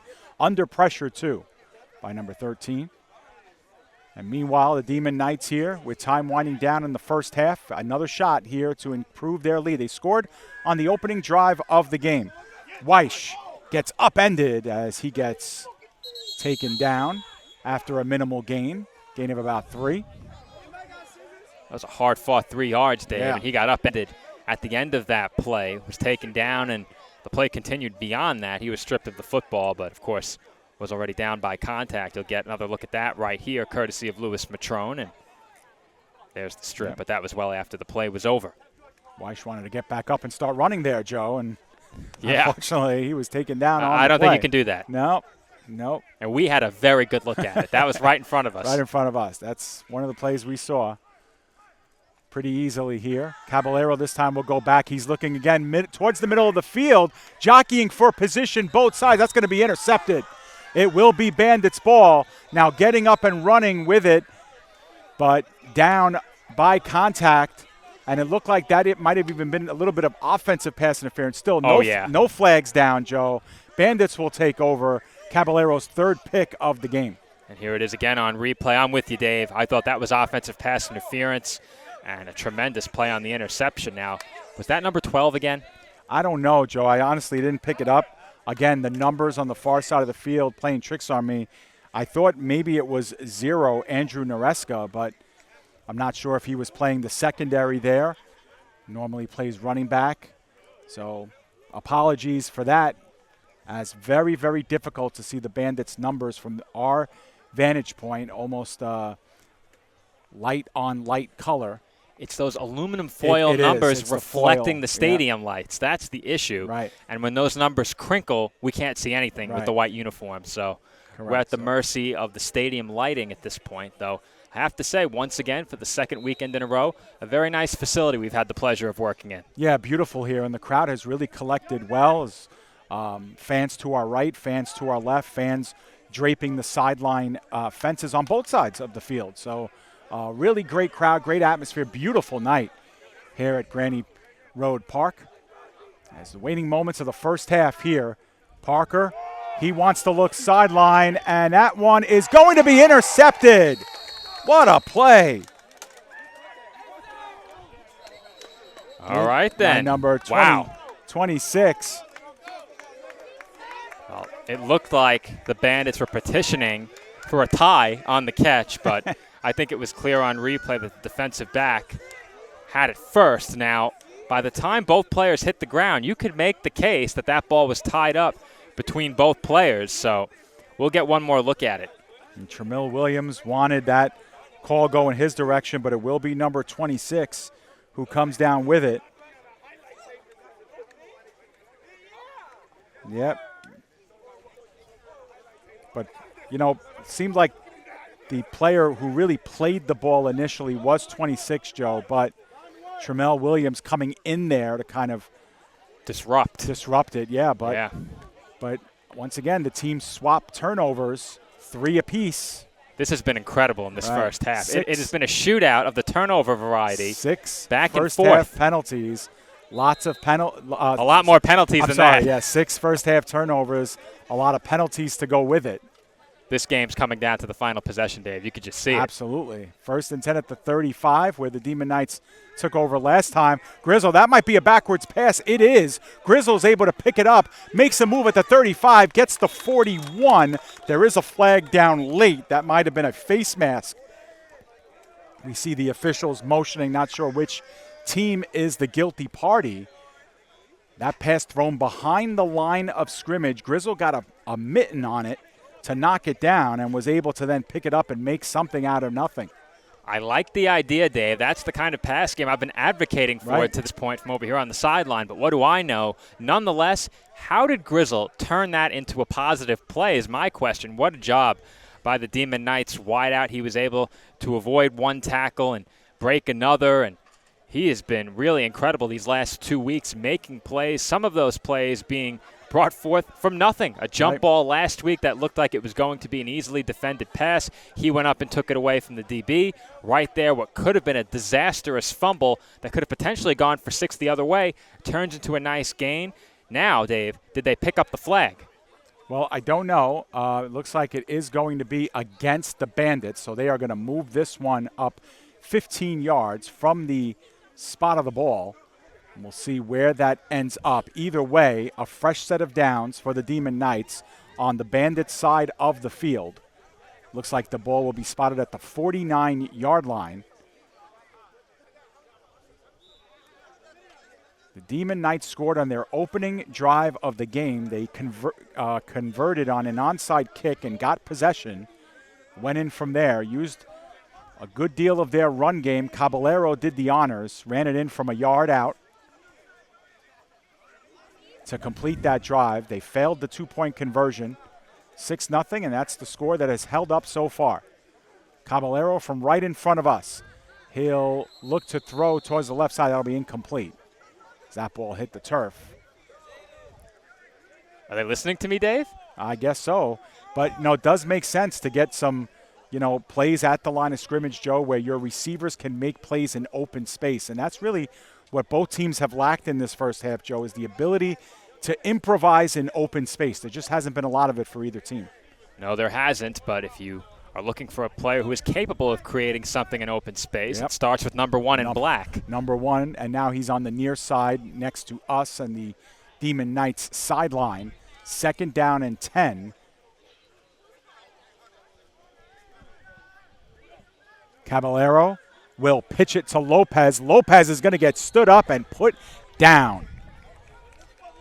Looked like Matthew Lattimore came in on the tackle, number 26.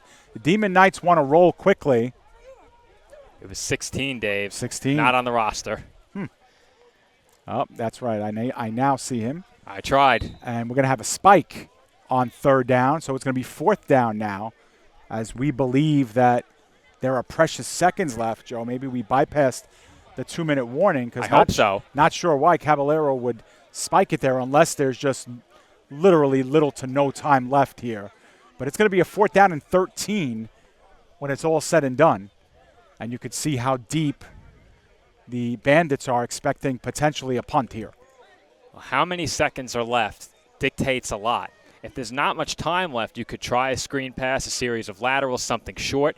If there's 5 to 7 seconds left, you don't want to give the Bandits a chance to run a play from inside your territory. Something catastrophic could happen. Definitely don't want to concede that chance. So we don't know how much time is left. I'm sure we'll find out by the time this play concludes. Could very well bring us to the end of the first half. Deep coverage for sure for the Bandits, who have 3 safeties back deep. This looks like prevent all the way. Caballero under center. He goes back and he pitches it now to James. James perhaps fixing to throw. Now he reverses field. Gains the 50. Gains the 45. Makes a spin move and is going to be short of the first down, about 3 yards shy, and the Bandits will take over on downs. Now, did the officials wave an end to the first half, Dave? I believe they did. I believe they did. That could have been the final play of the first half, and indeed it is. So we are officially at halftime here at Granny Road Park. It is the Empire State Demon Knights 6 and the New York Bandits nothing. So, Joe, we will step aside, take a break for halftime. When we come back, we will break down the first half. Get you ready for half number 2. Once again, your halftime score, 6-0 in favor of the Demon Knights. Stay with us. You Know 'Em Right is the podcast that uncovers the origin stories of some of the biggest names in sports, media, entertainment, and pop culture.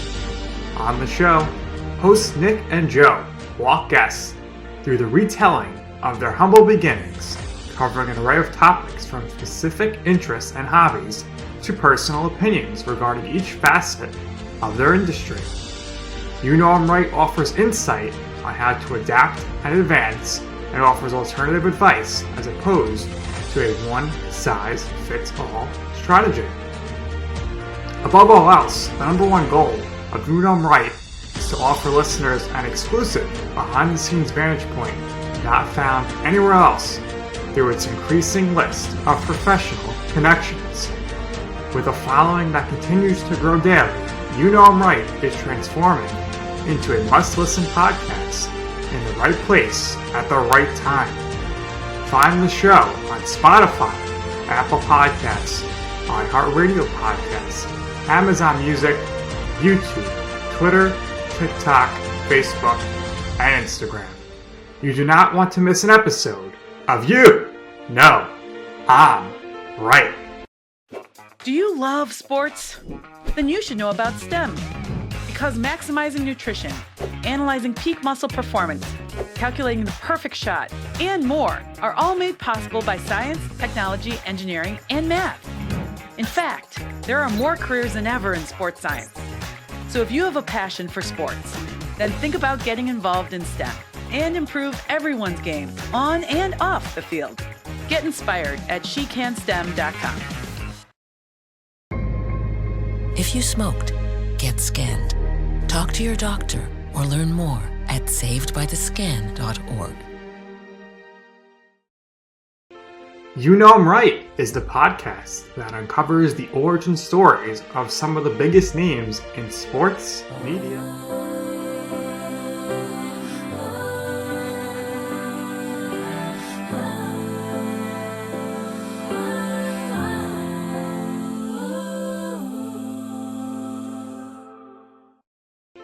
You Know 'Em Right is the podcast that uncovers the origin stories of some of the biggest names in sports, media, entertainment, and pop culture. On the show, hosts Nick and Joe walk guests through the retelling of their humble beginnings, covering an array of topics from specific interests and hobbies to personal opinions regarding each facet of their industry. You Know 'Em Right offers insight on how to adapt and advance, and offers alternative advice as opposed to a one-size-fits-all strategy. Above all else, the number one goal of You Know 'Em Right is to offer listeners an exclusive behind-the-scenes vantage point not found anywhere else through its increasing list of professional connections. With a following that continues to grow daily, You Know 'Em Right is transforming into a must-listen podcast in the right place at the right time. Find the show on Spotify, Apple Podcasts, iHeartRadio Podcasts, Amazon Music, YouTube, Twitter, TikTok, Facebook, and Instagram. You do not want to miss an episode of You Know 'Em Right. I'm an actor in an ad that was given 12 seconds to remind you that if you're high, just don't drive.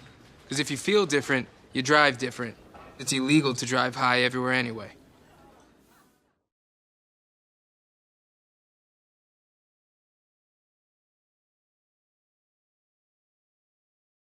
Ever hear the one about the frog? Put a frog in a pot of boiling water and it'll jump right out. But put a frog in a pot of cool water and slowly heat it up, and that frog will boil. It's a lie. But as a metaphor for us and all that we go through as veterans, real-world experience. It's a story that rings true. We make excuses for how we feel.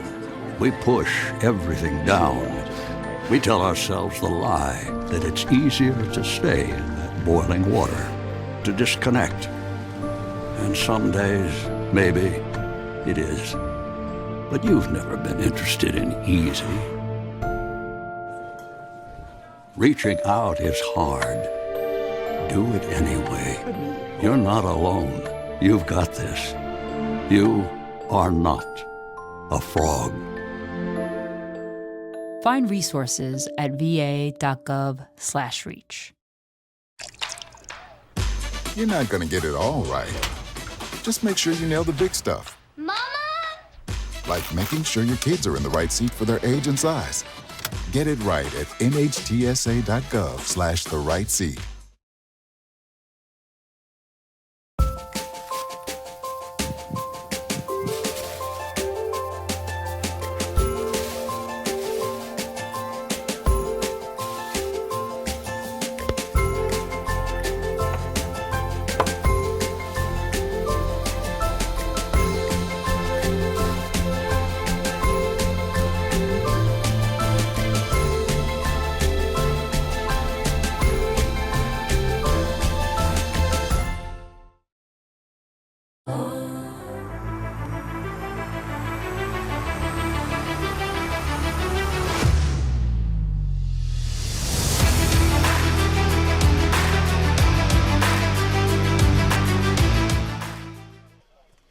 Welcome back here at Granny Road Park in Medford, New York, where the Empire State Demon Knights have a 6-0 lead at halftime. Joe, we told our viewers that this would be a war for 4 quarters.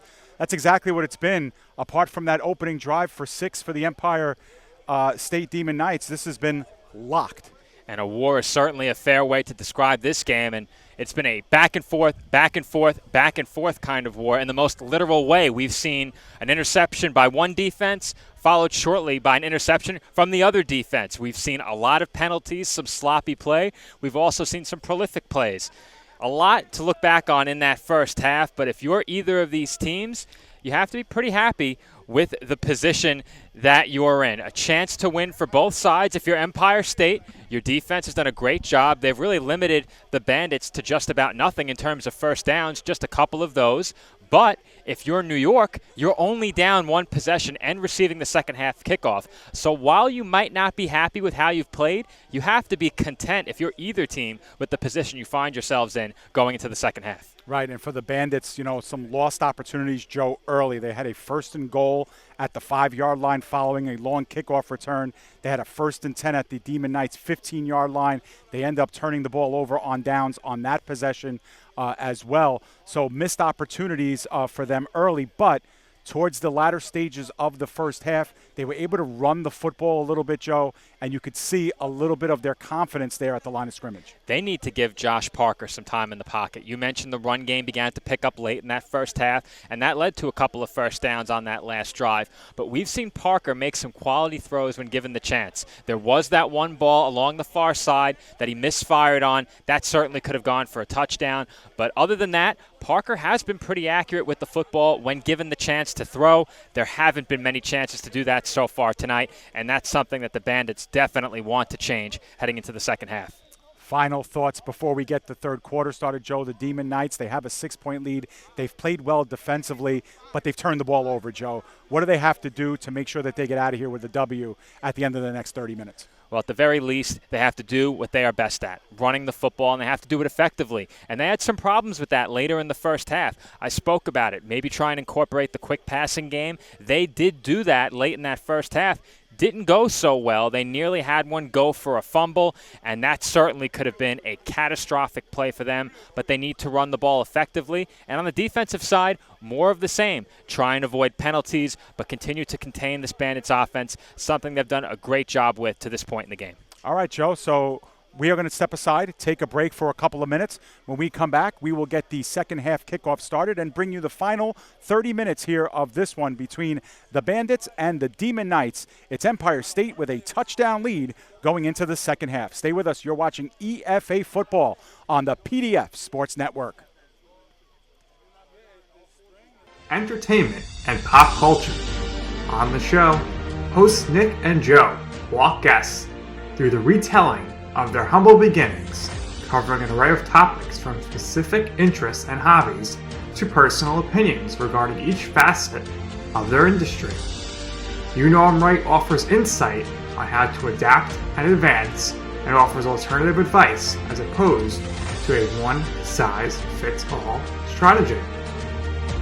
Above all else, the number one goal of You Know I'm Right is to offer listeners an exclusive behind-the-scenes vantage point not found anywhere else through its increasing list of professional connections. With a following that continues to grow daily, You Know I'm Right is transforming into a must-listen podcast in the right place at the right time.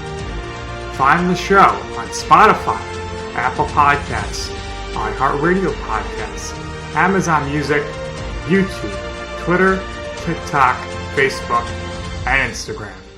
You do not want to miss an episode of You Know I'm Right. Do you love sports? Then you should know about STEM. Because maximizing nutrition, analyzing peak muscle performance, calculating the perfect shot, and more are all made possible by science, technology, engineering, and math. In fact, there are more careers than ever in sports science. So if you have a passion for sports, then think about getting involved in STEM and improve everyone's game on and off the field. Get inspired at SheCanSTEM.com. If you smoked, get scanned.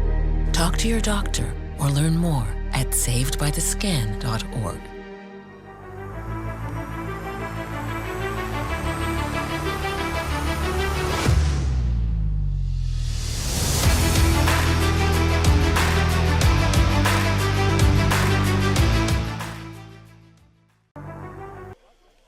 We welcome you back to Granny Road Park here in Medford, New York. It's the home opener for the Empire State Demon Knights as they take on the New York Bandits. They have themselves a 6-0 lead here in this one as we get set for the third quarter kickoff. The Demon Knights scored on their first drive of the game.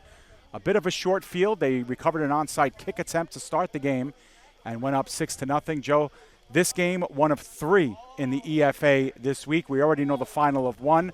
But all 6 teams in action for the first time this season.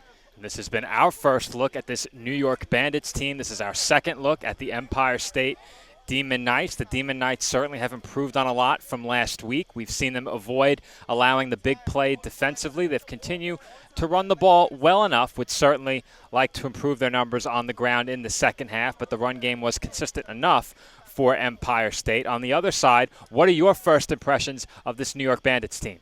Well, you know, slow start, Joe, for sure. They look like a team that hasn't played yet this season. They look like a team whose roster is still coming together and formulating. We obviously saw that with the discrepancies with numbers, and we're going to be dealing with that. But, again, they are on a week's delay than some of these other teams that have played, and they looked at, but they started to piece together some things at the end of that first half as the opening kickoff of the second half goes out of bounds. We'll see an immediate flag there. That was a line drive shot that got plenty of bounce, but right out of the out of bounds.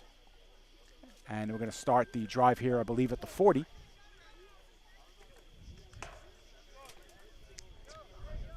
So the New York Bandits, as Joe mentioned, the benefits of having the first half kickoff, the second half kickoff and the first possession of the second half. And again, we're moving the ball a little bit via the ground game. Towards the end of that first half, they pieced together a couple of first downs. We are officially under the lights here at Granny Road Park as it is dusk officially here in Long Island. Remind you to stay tuned with us for more EFA action throughout the season.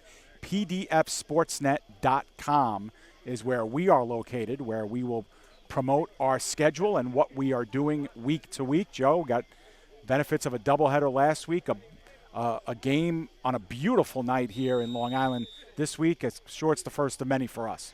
I sure hope so, Dave. And 2 consecutive weekends of excellent weather. Last week we got underway at about 4 p.m., got underway a bit later here tonight, but we couldn't ask for better weather out here. There was some rain in the forecast. Fortunately, that did not come to pass. And our second half about to get started with the first play from scrimmage for the New York Bandits. So we will see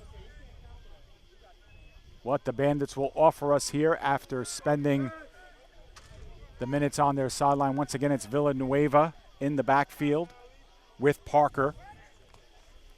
He will work out of the shotgun, spread formation, works it at the line of scrimmage, and that one is skipped. It was tipped actually at the line of scrimmage and skipped in front of the intended receiver, Hendricks. That'll be a 2nd and 10. Well, if there's one positive to be taken away from that play, and this is by no means a knock on the Bandits, but we've seen a lot of plays go backwards, whether it be because of penalties or sacks. That first down play didn't go backwards. The pass was tipped. It was a good defensive play at the line by Empire State. But for both of these teams, I think their coaching staffs would agree, we've seen far too many negative plays in this game. And even though the Bandits didn't pick up any yardage there, they keep themselves in a manageable 2nd and 10. 2nd and 10, and this is a big play here because we've seen them be 3rd and very long all too often here in this one. Like to trim down the yards to go. Parker once again out of the shotgun. Villanueva receives the handoff from right in front of him, and he's going to be knocked backwards for a couple of yards loss on the play. Looks like it'll be a loss of 2, so it'll be 3rd and 12.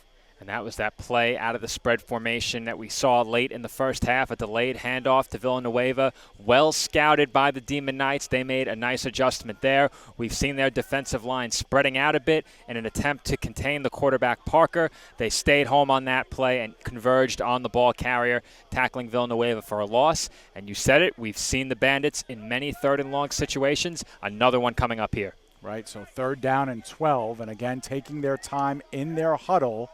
As racing back in is Parker, who received the play call from the sideline. He'll relay it to his team now, and they'll get ready here for this critical 3rd down. Bandits have been short on offense all game, but are 1 play away from making this a game once more.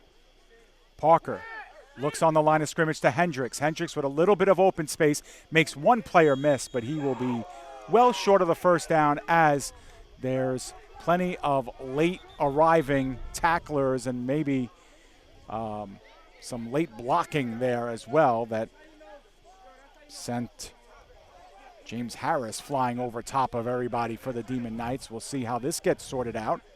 Oh, yeah, certainly a late block. No doubt about it. Now, it was tough to tell on the monitor. I don't think that was the quarterback, but I thought I saw a 2 at the end of that number. I believe it was 22, the running back. It was 22. Okay, so that was the running back who was not on our roster. Right. And there was something I wanted to do at halftime after adjusting the camera. I forgot what it was, and it was find the rosters. I was actually pinging my phone coming out of the break. I heard the noise. I was going to pull up a roster on my phone and see if New York had updated their official roster ahead of this game, but even though I heard my phone, I could not find it. Maybe Lewis can help me out here. I'm going to play the sound again. I heard something. There's definitely something around. Hopefully it's not down there on the ground because that would mean my phone's probably shattered. But it's around somewhere. I hear it.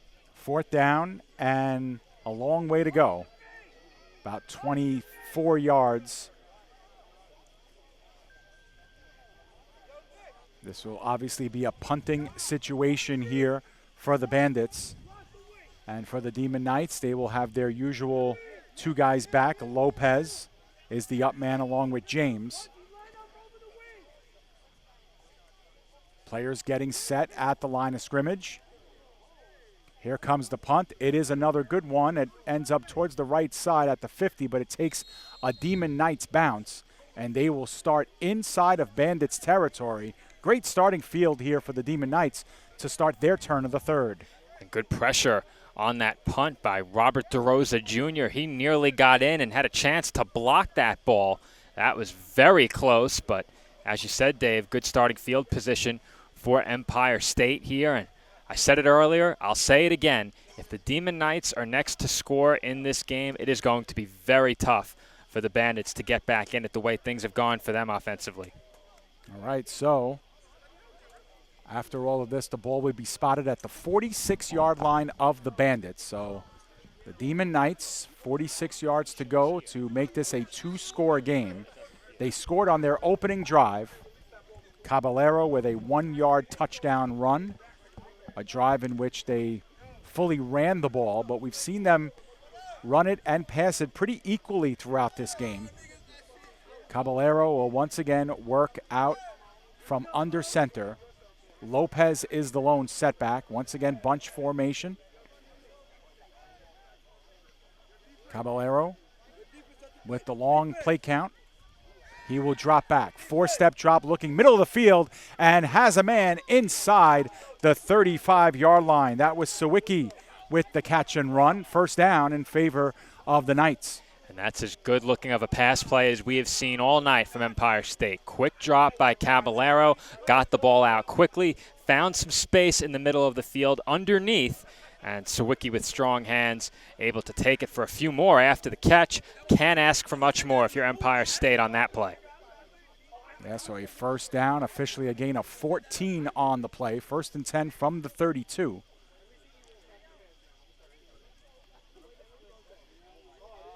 Demon Knights taking their time getting up to the line of scrimmage. Caballero throwing on the first play for the Demon Knights here in the third. Now he will give up the middle to Lopez. Lopez looking to gain the outside, finds himself some real estate and gets thrown down after a gain of about 4.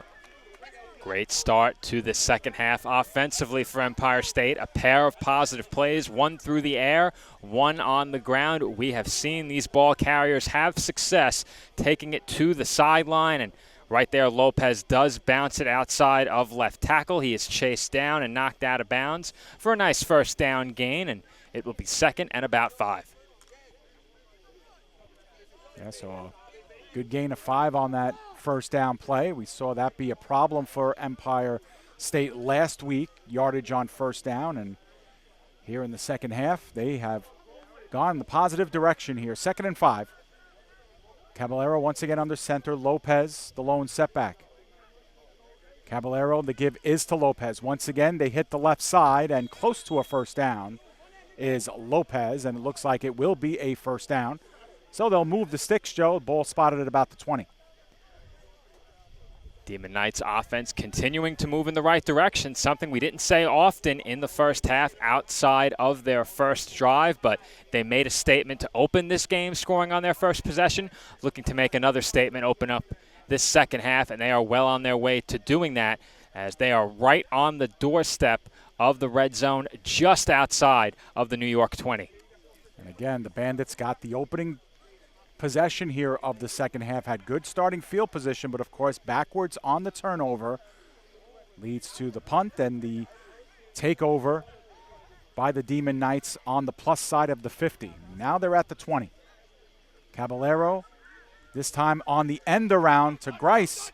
He's looking towards the right side. He cannot get the angle. He does get about 5. Now there was a flag that came out very early, Joe, on that play. So we'll see what the call is. In the vicinity of holding, we'll see. And we will see on this replay if we can spot it. Now, a couple players went down there or were held up at least from making the play. We'll see. It looks like it will be a hold.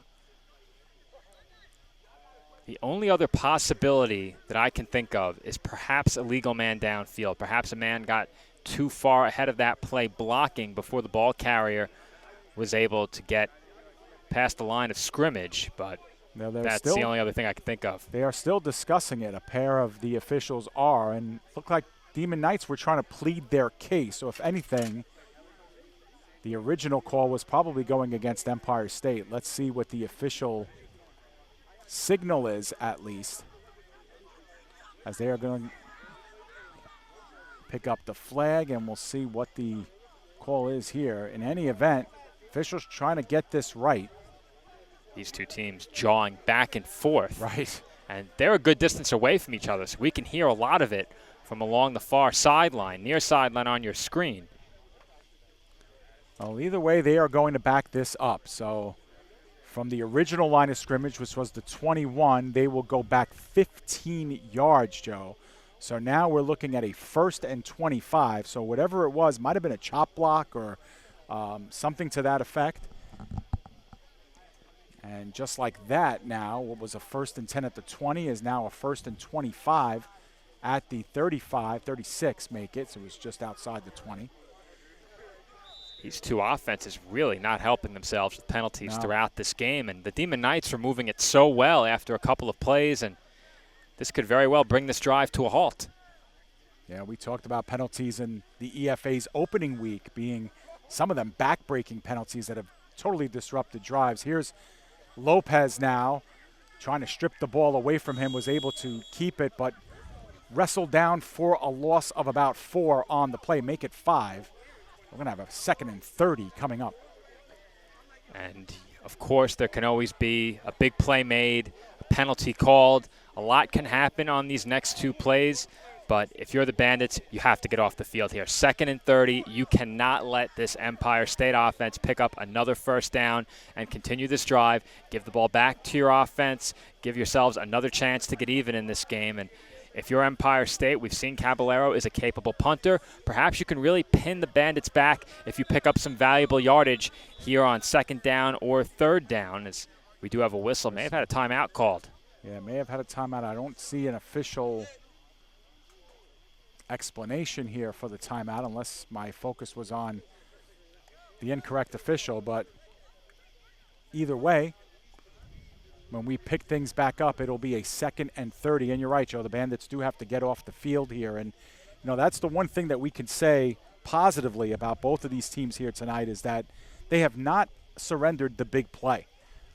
Both teams have only operated in 3- and 4-yard chunks in this one. And we've seen both teams try the big play, Joe. It's just been nothing home for both sides. The difference between the two sides is that the big play attempts by the Demon Knights have gone for turnovers. Right. The big plays attempted by the Bandits have not. I believe that Parker has 1 interception. Caballero has 3. Correct. As we get the whistle to start play again. So here we go, 2nd down and 30.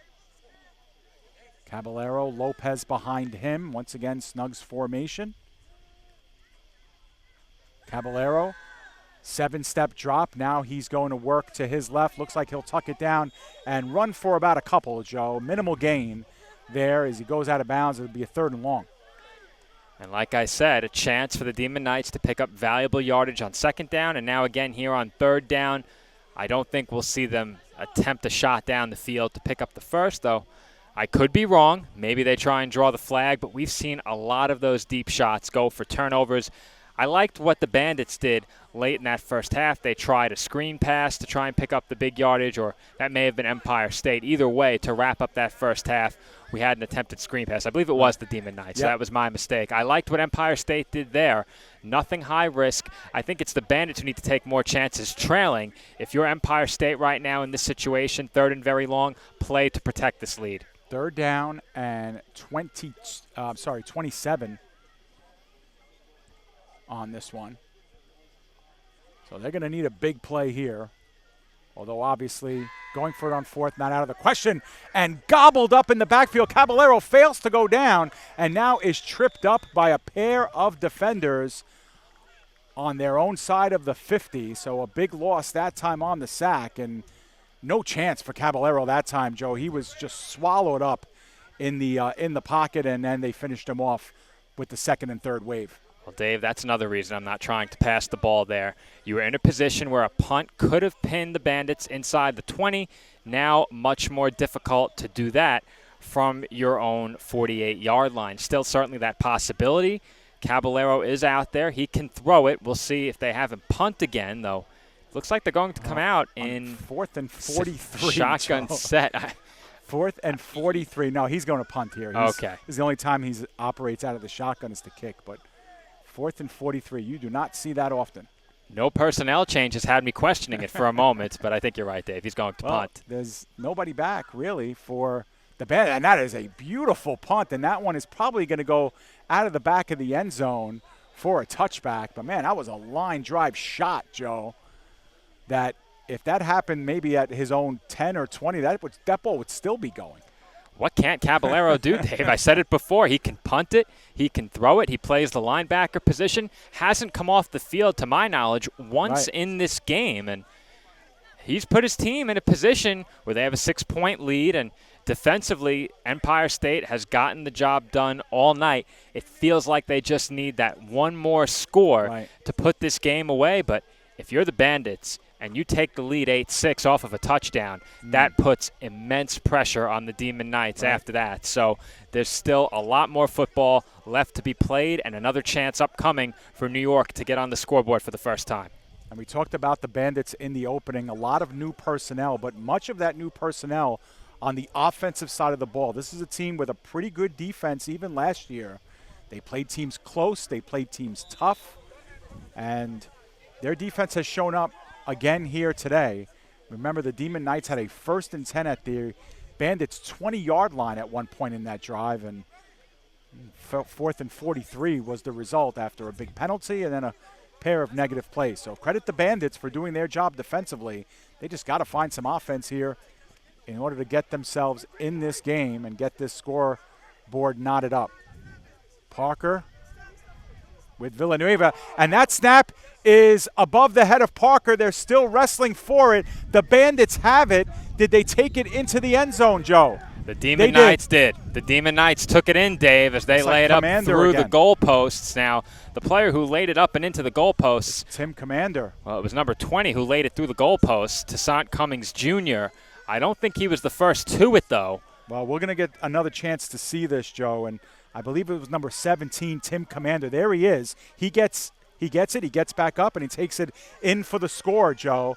So a defensive touchdown for the Empire State Demon Knights. Tim Commander, that's his 2nd fumble recovery of the game, and that one goes for 6. And now we have a 12-0 game. The Empire State Demon Knights with their 2nd defensive touchdown of the season, Joe, and that is a killer. It sure is, Dave, and I don't know how the Bandits bounce back from that. They have struggled for offense all night long, and as I've said several times already, should Empire State score for the 2nd time in this game, it was going to be incredibly difficult for New York to get back in it. The only positive takeaway from a play like that is it did not come after a long, sustained drive. It was the first play of the drive. Empire State scores. They now lead by 2 scores with a chance to make it a 14-point advantage. But now the Bandits are in a position where they have to score very likely on every drive the rest of the way. Yeah, we'll see how that turns out, as we have seen defensive touchdowns in every game that we have covered here on PDF. 2nd week in a row with a fumble recovery for a touchdown. Right. We also had 2 pick sixes during last week's games.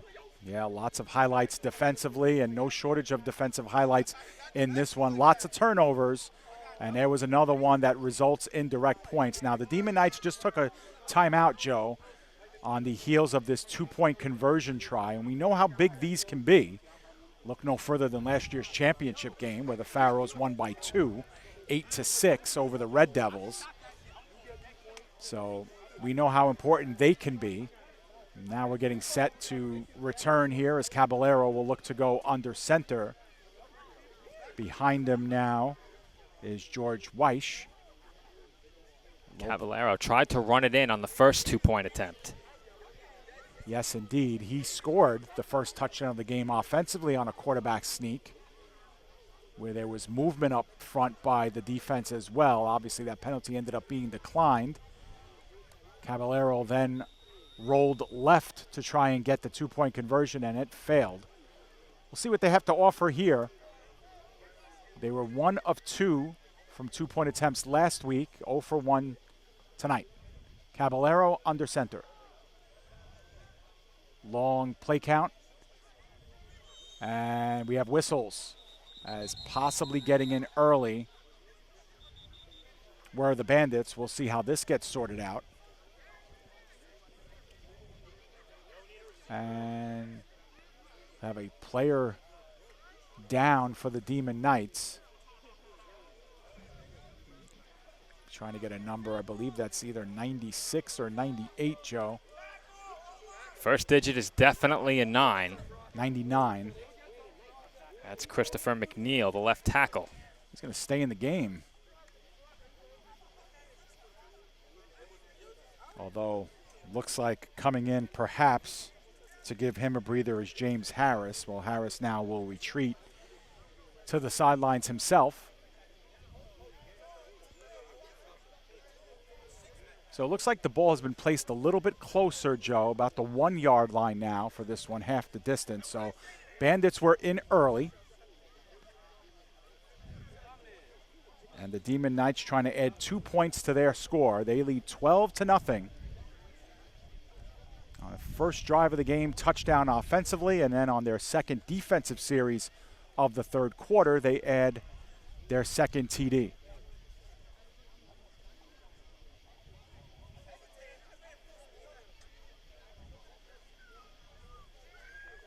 So the Demon Knights taking their time getting up to the line of scrimmage, but now we are prepared to go. Caballero under center. Weish behind him, but it's Caballero to keep it. Now looking corner of the end zone, and that pass was tipped and in and out of the hands. I believe that was McNulty again who broke up that pass. The intended receiver was Mehdi Likabuse. And he might have had a shot at that after McNulty interrupted it, but that would have been a tough play to make. Score remained 12-0 here. Mid-stages of the third quarter. Demon Knights up 6-0 at halftime, have now doubled that. And as Joe has mentioned before, with the way the Bandits have moved the football, or the lack of the movement of the football, this is going to be a tall order, Joe, for them to get back in the game. They're going to need some big plays. It is, Dave. It's going to be very tough for them to get back into it, and big plays have been very hard to come by for both teams. I'm not sure we've really had a dynamic offensive play for either side in this game, and if I had to estimate the longest play in this game, perhaps went for 14 yards. It might have been that Caballero pass over the middle, and if that is the case, you don't see that too often, and it is in stark contrast to what we saw last weekend, especially in that second game. A lot of explosive plays for the Gators, and in game one we saw a lot of explosive plays for both the Bears and the Pharaohs. So the Demon Knights have to be very happy with their improved defensive performance upon last week's game, where they gave up 46 points to the Gators, and the Bandits have to be very disappointed with the way their offense has played tonight. A big part of it has been not protecting the quarterback, but the turnovers have hurt both teams. The Demon Knights have been able to overcome that. The Bandits have not. So the kickoff end-over-end kick ends up at the 20, and taken ahead and scampering down the left side of the field is Nicholson. Nicholson gains the sideline and is past midfield into Demon Knights territory at about the 45. Didn't look like there was much there in the middle, Joe, but Nicholson made it happen. Big plays can also come in the special teams variety, Dave, and a big kick return for the Bandits perhaps can jumpstart this New York offense. It's really now or never for New York. There is a lot of time left in this game, but every possession the rest of the way is precious for both of these teams. For Empire State to run out the clock and pick up their first win, and if you're the Bandits, you have to score here. Great starting field position once again. Not even close to their best starting field position in this game, but nonetheless, another golden opportunity for this New York offense to get on the scoreboard. They will start from the Empire State 46-yard line. 46 indeed, and here on the near side, Joe, we see Jaden Mann taking some tosses and getting his arm ready. You'd think maybe he might be fixing to come into the game once the Demon Knights get the ball back. But for now, it's all about the Bandits and what they can do to respond to a defensive touchdown by the Demon Knights to make it a 12-0 game. As Joe mentioned, they'll need some yards and they'll need some offense quick. Parker from the shotgun. Two-step drop, and that is well ahead of the intended receiver. That might have been Tremel Williams, the intended receiver. It was their most dynamic offensive weapon from a year ago. He's been pretty much shut out of this one. I believe he's caught a screen pass a little earlier in the game for minimal yardage, but he's been kept quiet, 2nd and 10. And that's a pass that has to be completed, Dave. Right. Wide open man out of the backfield. Quick, easy throw, no pressure on Parker, and he simply misfired. And that was an easy 5 to 7 yards. And if Williams can make a man miss, that's a first down. Yep. That pass has to be completed. Credit what the Demon Knights have done earlier in the game for maybe Parker rushing that a little bit, but he's so used to being under duress. That's exactly what happened. Here comes a big blitz, and down the middle of the field and making the catch were the Bandits in stride. And once again, they go to number 13, who has been their biggest weapon, and that is a biggest play of the game for the Bandits offensively, and they'll be 1st and 10 at the Demon Knights 30. Question is that the biggest play for either team? I think so, Dave. 16 yards. As the Bandits are now deeper into Demon Knights territory, right at the 30-yard line. And if New York can get on the scoreboard here, it shows what I know.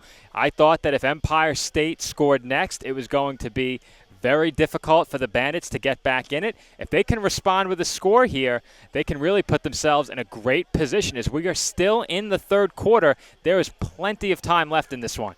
Yeah, and Demon Knights brought heavy pressure on that last rush. Single coverage, of course, in the secondary, and a nice, quick slant pattern that time to number 13 in stride. Perfectly thrown ball by Parker.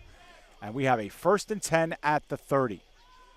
Deepest the Bandits have been since the first quarter in this one.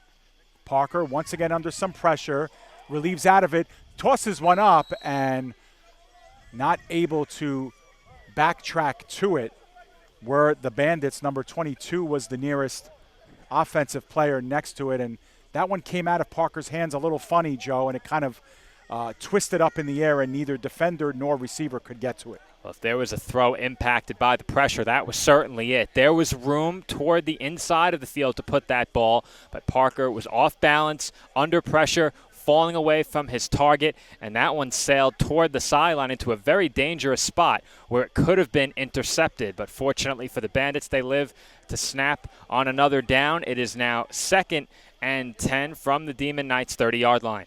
So a good idea that time on first down. 2nd and 10, as Joe mentioned. 2 running backs in the backfield for Parker. They both split out. Parker looking for one, now tucks it under. He's going to take off with it. He gains the 30, now looking for the right sideline, and he is tossed out and still going into the greens here at Granny Park. But flashes of that speed from Parker, Joe, and gets a nice chunk on 2nd and 10 to make it a 3rd and manageable. We made our first appearance of the broadcast, Dave, as our camera followed Parker into the parking lot.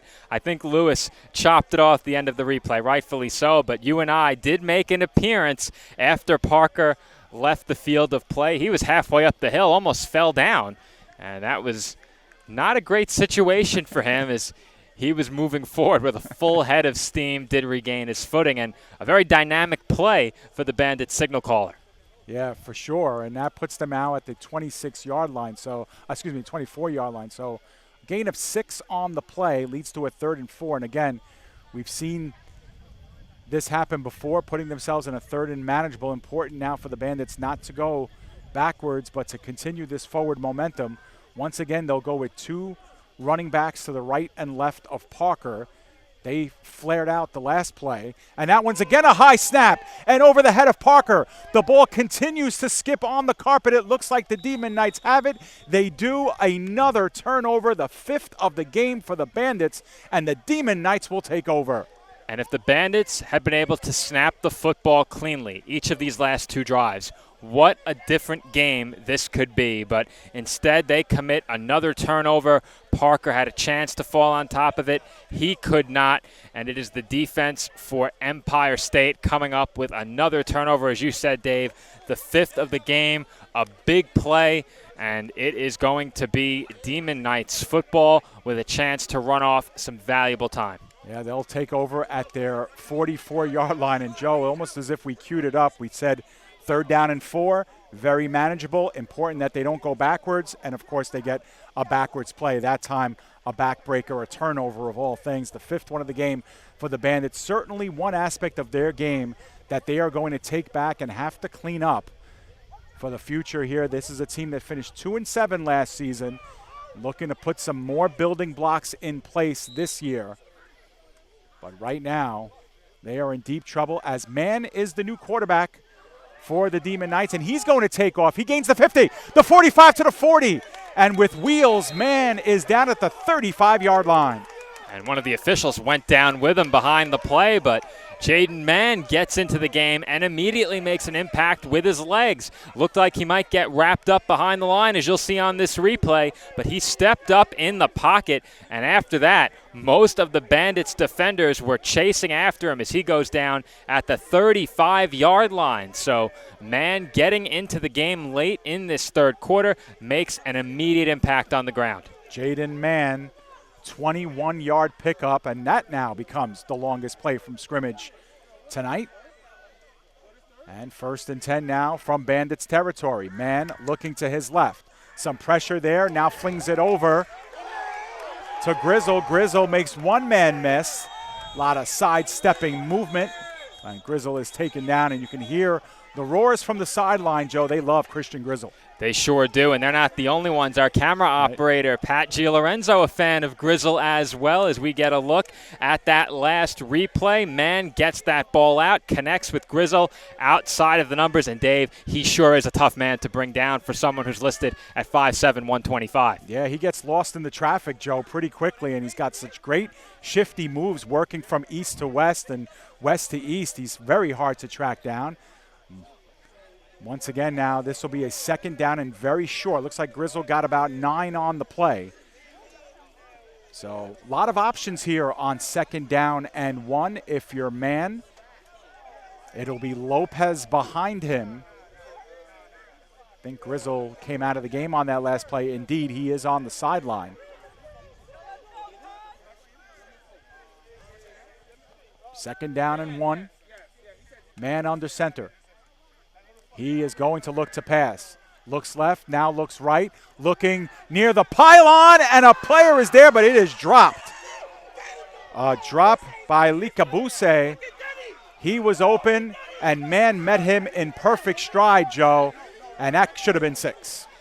You could make the case that should have been game over, Dave, as a 3-score lead at this point would have seemed like an insurmountable one for Empire State, and as you said, right off the hands of Likabuse, right on the goal line. He surely would have been in for the touchdown, and it will be a 3rd and very short for Empire State. I love that play call, taking a shot down the field on 2nd and short. I am a huge proponent of that. Love to see it. Makes for some more entertaining plays for us as commentators, but in terms of strategy, that is a play call I certainly like. And on 3rd and short, I think we can assume that Empire State will have 2 chances to pick it up on the other side of this short break. Well, that'll be the quarter here, so we are at the end of 3 complete here from Granny Road Park. It is the Empire State Demon Knights 12 and the New York Bandits nothing. We're going to step aside, take a very quick break, and come back right after this.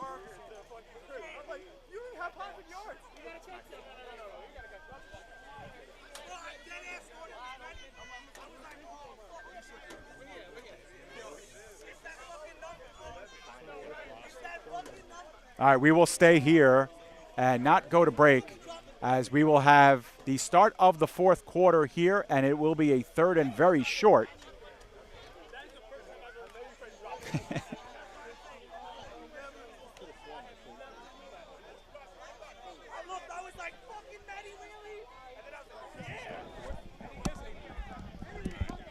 Clear it, clear it. Bring us back. Clear it.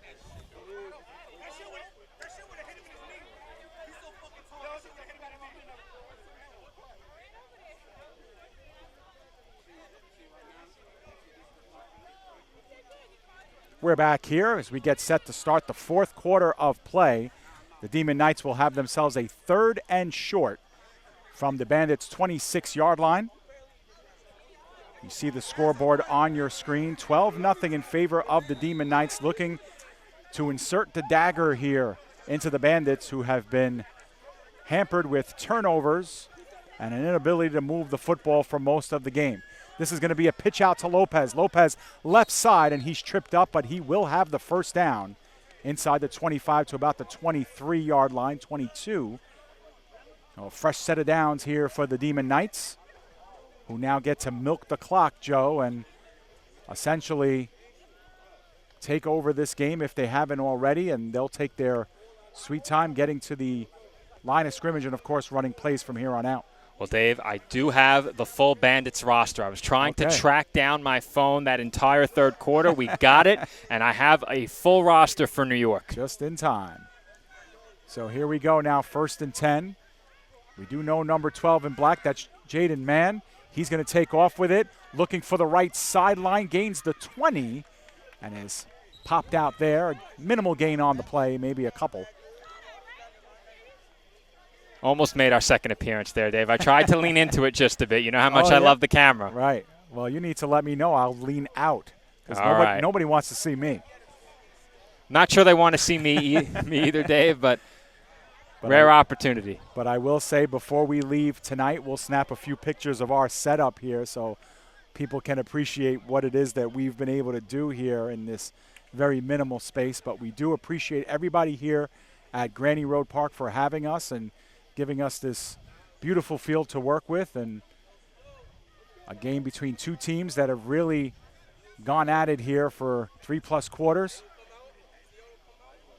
And still going here. 2nd down and about 7 or 8.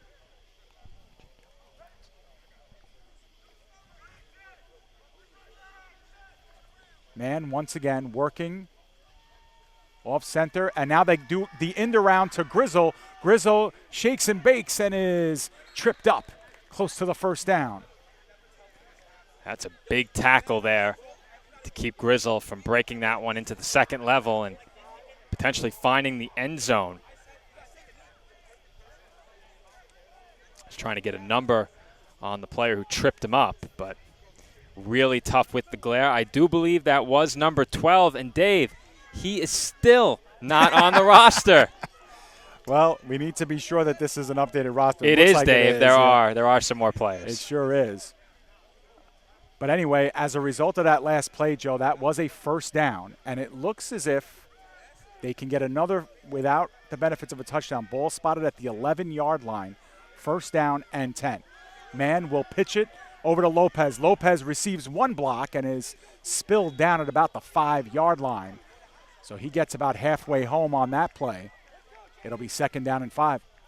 It's do or die here for the Bandits defense. They have to hold in this spot. Can't give up another score. And Empire State on the doorstep of locking up what would be their first victory of the season, a 3-score lead in this 4th quarter. I think it's fair to say would be insurmountable. It would be quite the comeback for New York. And we said it during halftime, Empire State getting back to the run game and really leaning on their line of scrimmage to get that push and establish more momentum. That's exactly what they've done here in the 2nd half, although they've thrown it a couple times as well. This is Mann from the 5. He looks to his left, puts it up in the corner of the end zone, and that is incomplete. Joe, that is number 26 or 28, I believe. I thought it was 38. Oh, goodness. Well, your eyes are better than mine. I could be wrong. The aluminum foil numbers against the lights make it tough. You know, I did say I had to grab the binoculars during our last broadcast. Well, I had the binoculars, and I still thought it was in the 20s. My binoculars aren't doing me much good in my bag. Right. So between my glasses and the binoculars, still was not able to come up with a number there. But I believe it was Kobe Jacobs, number 38. All right. I trust my eyes. Okay. I trust them too. So 38 it is. And this will be a 3rd down and 5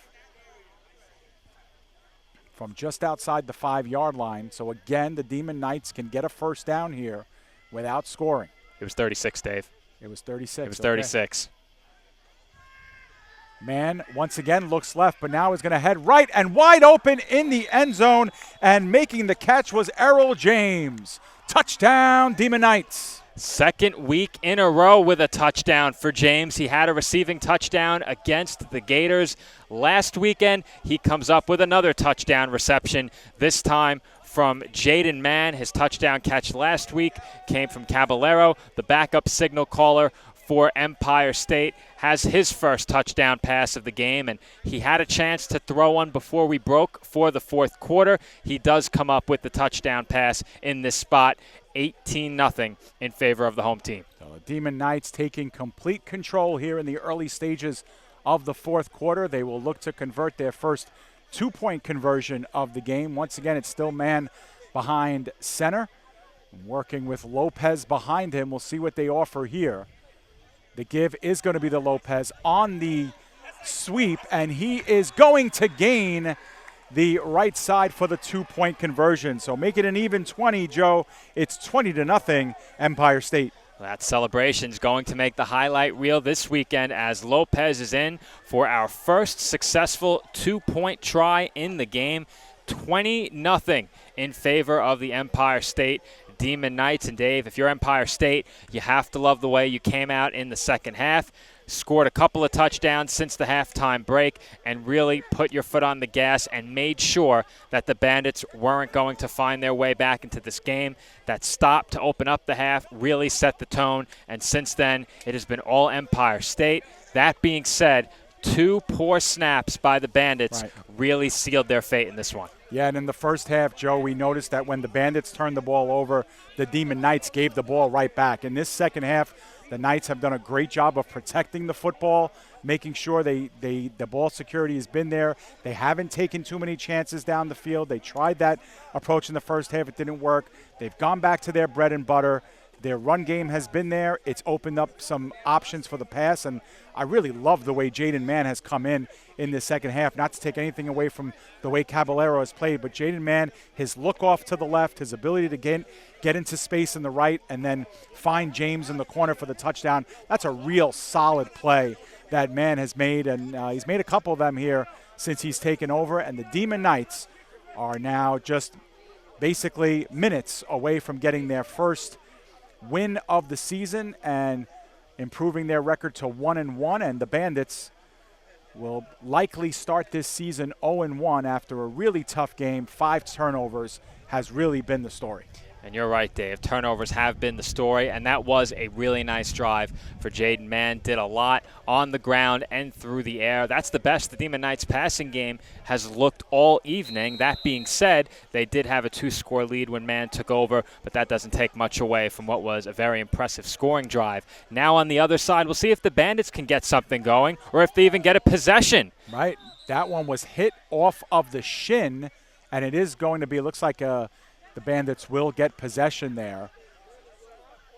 Went off the shin of one of the up men on that, of course, knuckleball bouncer by Caballero off the kickoff.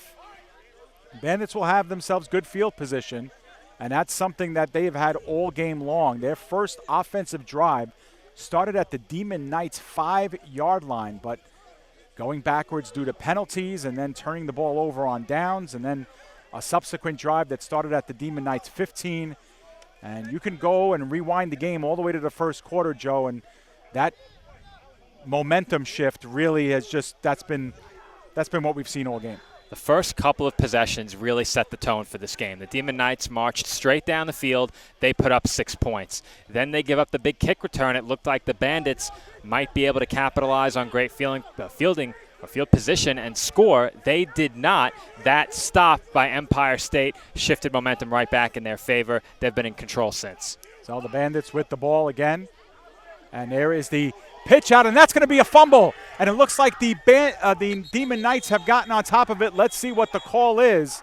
If it indeed changes hands, that is the 6th Bandits turnover of the game, and it is. Demon Knights take over at the 36.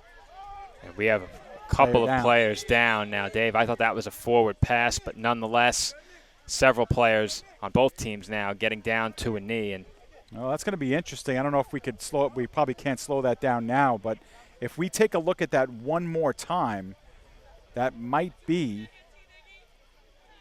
let's see where the feet were when they take a look at his feet, where that ball was, and I think it was a lateral, Joe. All right. I think it was. It was close as we get both teams huddled around the injured player. And with that injury, Joe, we will take a timeout, step aside. When we come back, the fourth quarter here between the Demon Knights and the Bandits. You're watching EFA football on PDF Sports Network.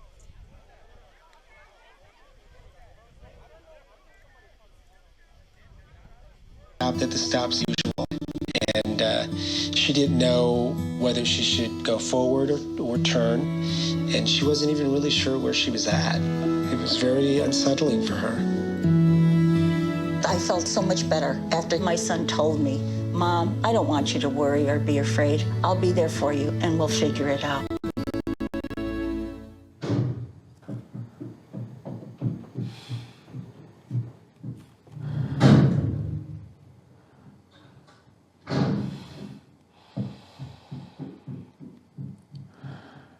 I love you.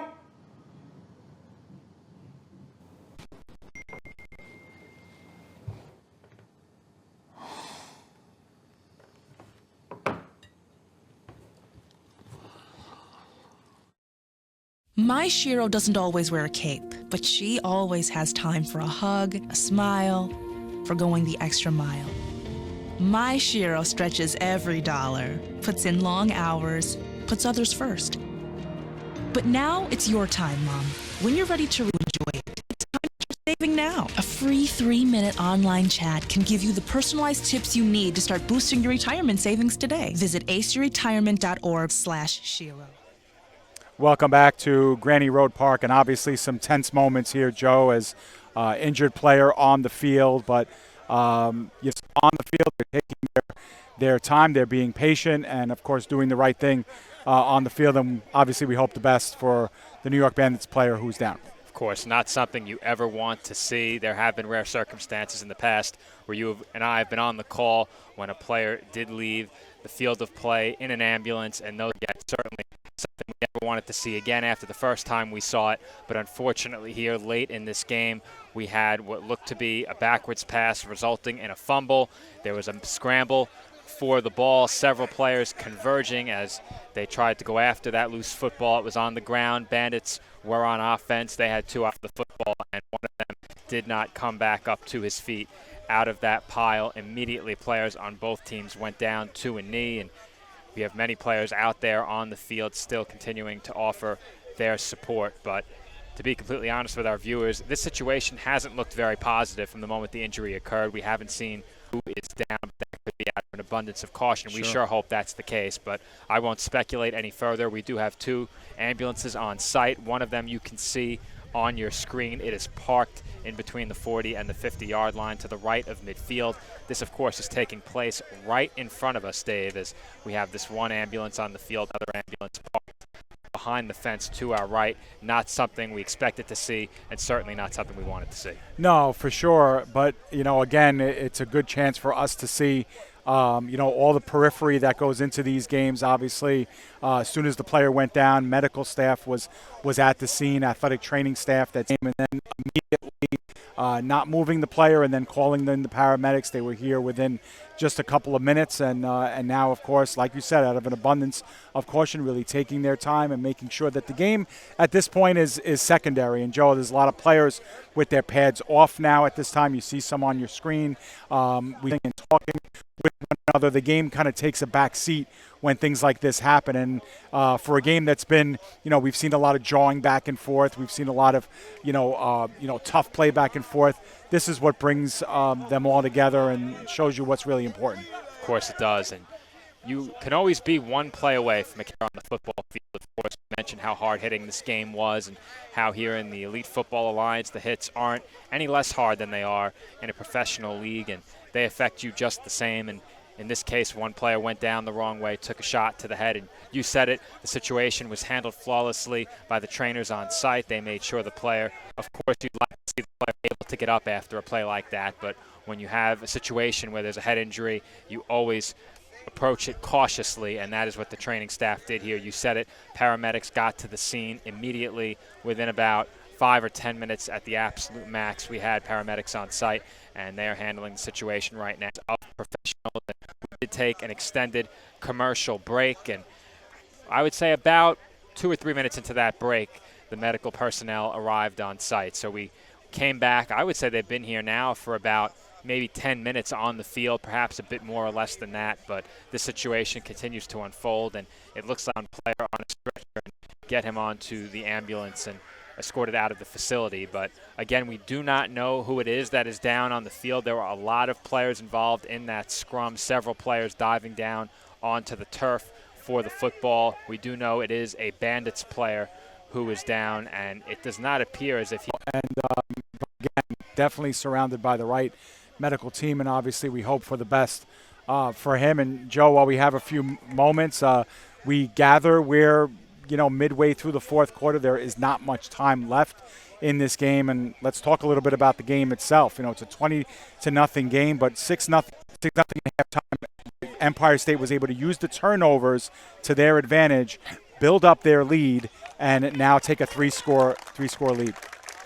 And we do have applause coming as the player is helped up, and that's Villanueva, who wears number 15. So he was able to get up onto his fifth. My speculation was correct. They were not allowing him to move out of an abundance of caution, but he was able to get to his feet partially under his own power, was helped and put onto a stretcher. So he's going to be loaded onto the back of an ambulance, which is off screen. The first responder vehicle is parked on the field. There is an ambulance just outside to the right. But back to the game, Dave, we've spoken about it quite a bit, touched on it after the end of the first half, but the Demon Knights came out and made a statement early in this game on the offensive side. They scored the game's first touchdown. Then on the defensive side, after allowing a kick return down to their own 4-yard line, they made a big stand on the goal line. A lot of penalties, negative play in there, and they ended up all the way back, I believe, near the 30-yard line on fourth down. So really a disastrous first drive for New York, and we've said that more than once tonight. We've seen a couple of fumbled snaps. One went for a touchdown that made this a 2-score game. The Bandits got another very good kick return that put them deep into M's again. They had a botch snap that sailed over Parker's head at quarterback and resulted in another New York turnover. That really sealed this game as Empire State took the ball back, drove downfield, and scored their third touchdown, converted on the 2-point try to go up 20-0. Yep, so there you have it. Caballero, a 1-yard drive, as Joe mentioned. Commander with a 1-yard fumble recovery for a touchdown and returned. And Errol James, a 5-yard pass catch from Jaden Mann. That's been the scoring in this one. It is 20-0. As soon as the paramedics are around, I'm assuming we will restart very soon, Joe. And obviously not much time, as you mentioned, midway through the fourth. Obviously the game is not over, but the Demon Knights have sent a clear message defensively, and we're coming off a play, Joe, which was the Bandits' 6th turnover of the game. 3 each in the first half for each team. The Demon Knights did an extraordinary job of protecting the ball in the second half, and when the Bandits have turned it over the 2 previous times, they've turned them into 14 points, and now they're about ready to take over on the Bandits side of the field. The Demon Knights have a lot to be happy with their performance tonight, but turnovers, Caballero with 3 interceptions in this game, had 3 interceptions in last week's game. A couple of them tonight came on jump balls, not necessarily bad interceptions, but on those particular throws, at least 2 of them, his receiver wasn't given a chance to make the catch because the ball was underthrown. Then for both teams, but specifically penalties in this game have to be cleaned up. We saw some of it last week, more so in the form of botched snaps, negative plays on first downs, but there were penalties mixed in there for the Demon Knights in last week's disappointing game. They appear poised to come away with a convincing victory tonight, but they have to clean up the penalties, can't be giving away yards. They had a chance to didn't do it. Overall, still a very strong effort, and you said it. They certainly got the job done defensively this evening, and their offense in the second half has looked very strong, much stronger than it did in the first half. Right, absolutely. And one thing about the Demon Knights is if they can hold on here, obviously, Joe, and win this game, they'll go to 1-1, and they have a bye next week. Their game scheduled for next week, Joe, is the Bears taking on this Bandits team in Rockland County in the Bears' home field. So by the end of week 3, the Bears will have played 3 games, the Demon Knights 2, and the Bandits will pick up their second game of the season as well. So, but the Bandits will have to turn around and play another road game next week, and they don't have a lot of time to fix their mistakes, and they made plenty here tonight, Joe. Well, that Bears team that the Bandits will face next weekend took on a very talented Brooklyn Pharaohs team in Week 1. So we got a chance to look at the Bears. And the Bears were a very balanced offensive game defensively. The Pharaohs team that came in averaging close to 30 points in 2021. And in their opening game of the season last weekend, I believe they scored 26 and won that game 26-12 over the Bears. But that game was tied at 12 at the start of the fourth quarter. The Bears were certainly in it in that game, did not come up with the key stops they needed in the final quarter. But if you're the Bandits taking a look back at the Bears' effort last week, you have to think that you really can't hone in on either the pass or the run. Juan Rodriguez threw the ball pretty well. The Bears did a good job on the ground when they needed it, and they took advantage of it. We saw a couple of blown coverages in that game where the Bears were able to connect on big passing plays. They ultimately turned one of those into a touchdown on that same play. Another one was a part of a touchdown drive. So the Bears definitely a force to be reckoned with. They took on a very tough Brooklyn team, and if the Bandits head in to the game in Rockland County next week that we saw tonight, it could be a very long game for them.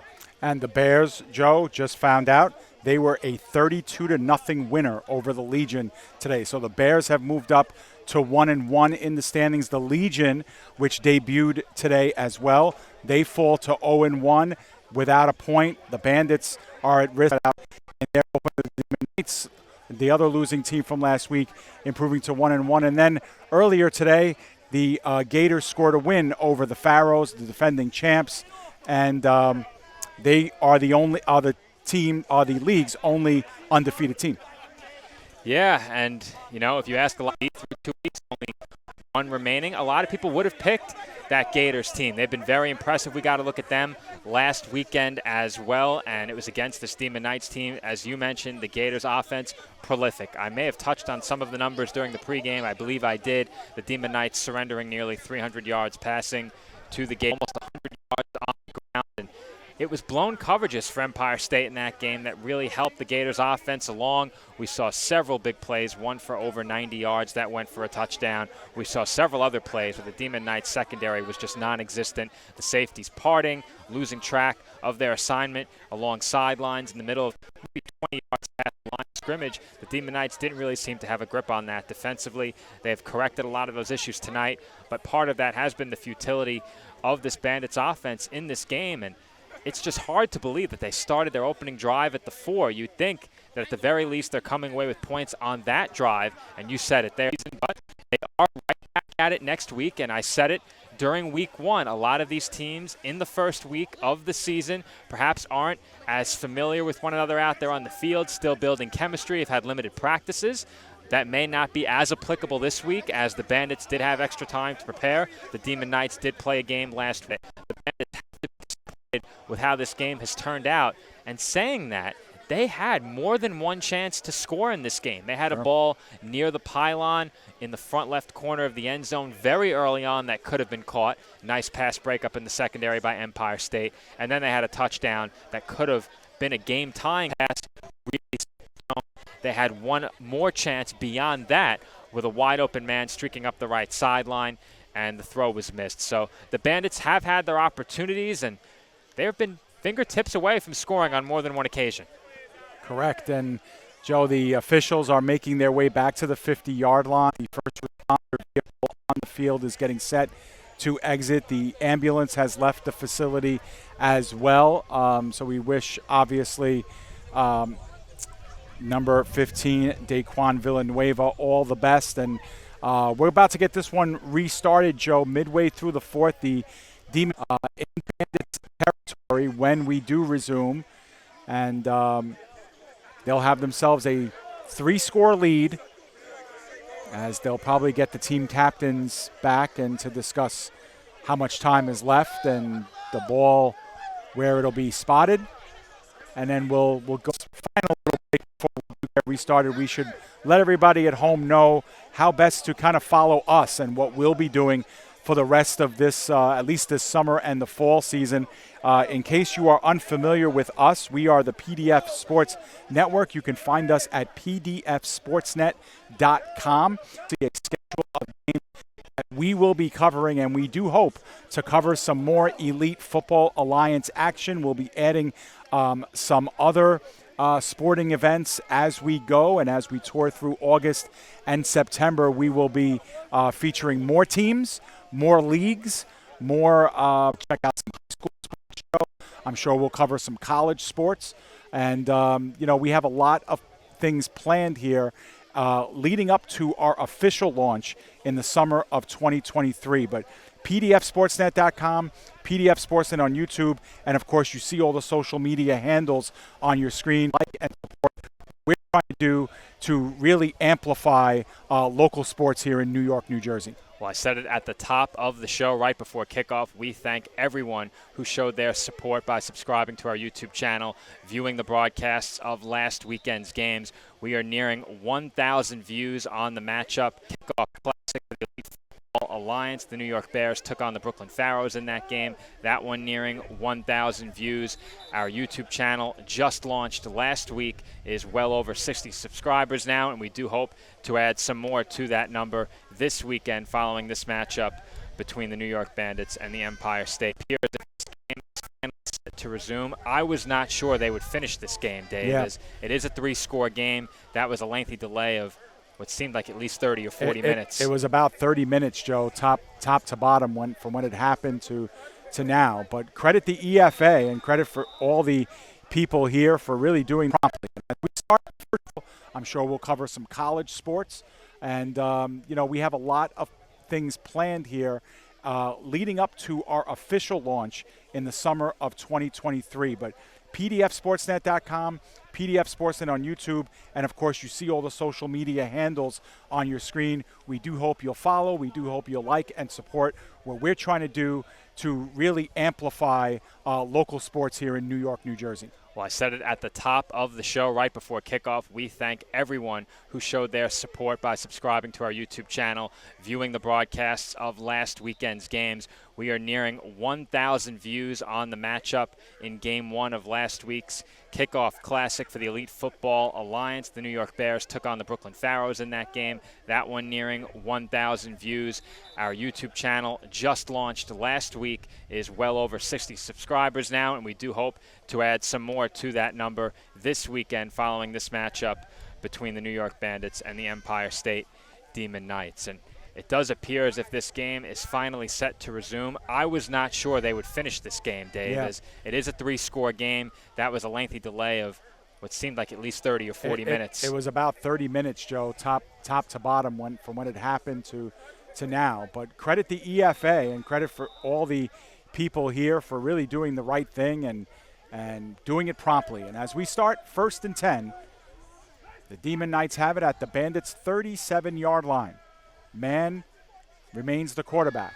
He takes a 5-step drop, has a lot of time, looking sideline, down the field, and in and out of the hands of number 22. And that would have been a beautiful catch, and he just couldn't come down with it. That was a good-looking ball from Jaden Mann, and that's not the first time we've said that tonight. That ball thrown with a tight spiral right on the money where only his man could get it. As you said, that man was number 22. He is not on our roster. There's another look on replay, and we talked about how the Bandits have been fingertips away from scoring on more than one occasion tonight. We've seen a couple of touchdowns go through the hands of Demon Knight wide receivers as well. And that was the most amount of time that any quarterback has had to really stand in the pocket and launch. And I got to be honest, Joe, Jaden Mann has looked really good at quarterback in this second half. I mean, granted, he's gotten some time back there, but the way he is looking off the corners and the safeties and finding his man, and he threw that one on a rope. Only number 22 could get it, and almost had 6 right there. That was a really good-looking ball, Dave, to echo your point, as I said after the play. So here we go, 2nd and 10. And Mann is going to pass once more. Looks right side, looking sideline, and that one is high and through the hands of 22. I'm a bit surprised the Demon Knights have come out looking to pass, especially after the lengthy delay. I thought maybe they'd try and run out the final minutes in this game and put the ball on the ground. They've done the exact opposite. They've come and aired it out of the long delay, and We saw this last week as well, Dave. Late in the game, the Pharaohs had the lead, a chance to run out the final couple of minutes, and instead they looked to air it out and were hoisting passes down the field. I was shocked, and maybe I'm a bit less surprised this week after seeing it last weekend. Yeah, and of course, teams still looking to work on what they want to do throughout the season, so this is a good time for the Demon Knights to continue to work on their passing game. And obviously, Jaden Mann not playing the first half, getting plenty of action here in half number 2. Looks left, now goes right. Does have a lot of green in front of him, and now will take off and is looking for the first down marker, and looks like he will have it, Joe. And a little bit more on top of that as well. So move the 6 and a fresh set of downs here for the Demon Knights. Well, you said it before, Dave. Mann is getting fantastic pass protection, and you have to wonder if the Bandits defense perhaps a little sluggish following the delay and seeing one of their teammates in Villanueva going down with the injury, but good blocking ahead of that play as well. And look at Ty Lopez riding his man all the way up that sideline and almost out of the screen. Great blocking, and Mann once again getting it done with his legs. Yeah, he needed to get to the 27, got to the 24, so a 1st and 10. And, you know, Mann took his time there, was very patient, certainly had that lane early, but he was looking to air it out for sure before deciding to tuck it down and run. And once again, they go this time a little bit more of a spread here at the line of scrimmage, not so tight in at the line. Grizzle on the near side. Lopez, the lone setback, and now looking left. His man again has plenty of time to throw, and in the corner of the end zone, that is a touchdown.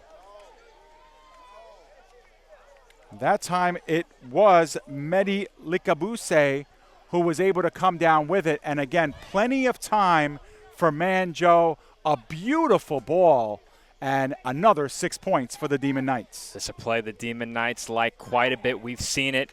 A go route up the sideline, a timing pattern, the safety trying to close, moving toward that far sideline into the corner of the end zone, did not get there in time, and perhaps he did get there, but undercut that ball a bit too aggressively as Mann was able to get it over his head. A perfectly placed ball. You said it already, Dave. I'll echo the point once again. Mann has looked really good in the second half.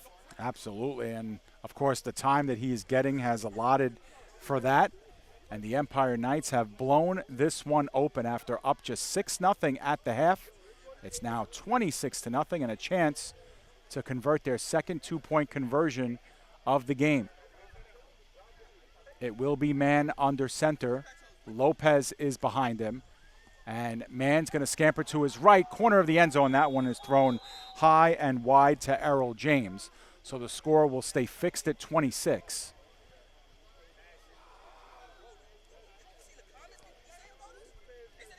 Now, Dave, do you think the Bandits come out and try and pass in response to that drive, or do they just I don't think so. I think, you know, the injury, deflation, you know, at this point, they know what they need to do, I think, to clean up what they've, you know, what they're about. Obviously, the 6 turnovers are a killer. And I think the result of this game is a foregone conclusion. What they want to still work on is up to them. Not sure how much time is left. There isn't much. We haven't had the 2-minute warning to my knowledge, but I don't remember having one in the first half either. No, and it could be also that the score was the 2-minute. We wouldn't know that. Yeah. But we'll see. But you know what, Joe? Lost in all this, a nice response by the Demon Knights. You know, they turned the ball over in the first half. They really righted the ship here in the second half, and you know, they came out and dominated this half of play. They're going to have a big win under their belts heading into a bye week. And, you know, for a team that took one on the chin and lost by 32 a week ago, they've responded pretty well here tonight. They certainly have, and I wanted to take a look back at their 2021 schedule. I would presume it's been quite some time since they scored 26 points. They certainly didn't do it last season. They only scored in double digits one time, as you mentioned, against this same New York Bandits team in Week 3 of last season. But the rest of their games last year, 0, 0, 0, 6, 7, 7, 0, and then a forfeit, which went down officially as a 0. So only one game in double digits for this team last season. And doing the math quickly, they are approaching their point total from all of last year Wow. through their first 2 games of the season. Wow. Wow. And they've done it on both sides of the ball, too, because a defensive touchdown last week and a defensive touchdown this week has figured into that scoring. They're there already, Dave. They scored 34 38. points last year, and so far this year, I 38. believe they've scored 38. Yep. That's right. So they're there. The 2-point conversion that they had earlier in the game did it. Right. 26 points of that on offense, 12 on defense, as the Bandits will indeed. Actually, I think they're going to re-kick this, Joe, as there may have been a flag down, because that kick was kicked directly out of bounds, unless now they're going to spot the ball at the Bandits' 40 and give them possession, because the penalty was perhaps declined. Not really sure. Again, the Demon Knights off next week. The Bandits will be in action. They will travel to face the Bears, who defeated the Legion earlier tonight, 32-0. The Gators defeated the Pharaohs to improve to 2-0. The Pharaohs dropped to 1-1, even with the Bears now and the Demon Knights in the standings. And the 2 teams that debut their season, the Bandits here and the Legion, will both be 0-1, barring a miracle comeback for the Bandits here in these final couple of minutes. It's not over till it's over, Joe. You know. I know very well, but 4 scores and far less than 7 minutes to go. Oh, yeah, I think we're well below that here. We'll see. That was a Gettysburg Address reference. 4 score and 7 Lou minutes got to go. it. Lou got it. I thought you were going there. 4 scores and far fewer than 7 minutes to go. I got you. All right, Lincoln. You win. All right, so let's see. Wanted to check our schedule coming up for both of these teams. And most notably the Demon Knights, who we know will be idle next week. And from there, their next game will be against the Bandits again, Joe, on August 27th. So they have the next 2 weeks off before they return trip and play the Bandits on the Bandits' home field, which is Facino, where we were at last week. This game was actually supposed to be played at Joseph F. Facina Field, but a field scheduling conflict moved the game here, so the teams have swapped their home games. And to answer your question, Joe, back to pass and sacked was Parker. Nothing doing and no one home there is Zachary Spencer. And he picks up the sack for a monster loss on first down. Well, the Demon Knights bench really liked that one, as the Bandits offense will move back. And I can't say I'm surprised that they came out and tried to pass out of a spread formation on first down. You're trailing by 3 scores going into that last Demon Knights possession. Empire State came out and looked to air the ball out, and they did so successfully. I'm not surprised to see the Bandits try and respond. I don't know if that's going to continue in a second and very long situation, but as I said before and as you already stated, we need to be drawing to a close in this game, and I can't imagine there's much time left on the clock. That was a 13-yard loss, so second down and 23 coming up here for the Bandits, who operate out of the spread. 5 wide receivers, nobody in the backfield. It will be Parker to throw. He's looking sideline, and that's over everyone. As little ill time there was that pass. Early in the game, I liked the way Parker was throwing the football when given time. He put a couple of passes right on target, gave his receivers a chance, and that just seemed to stop in the second half. When he had opportunities to make plays in half number 2 in the air, his throws have just been a bit off the mark, and they had a chance to score on that pass up the sideline. That was the last real opportunity for this Bandits offense. And the Bandits, they'll be in action pretty much every single weekend with the exception of Labor Day.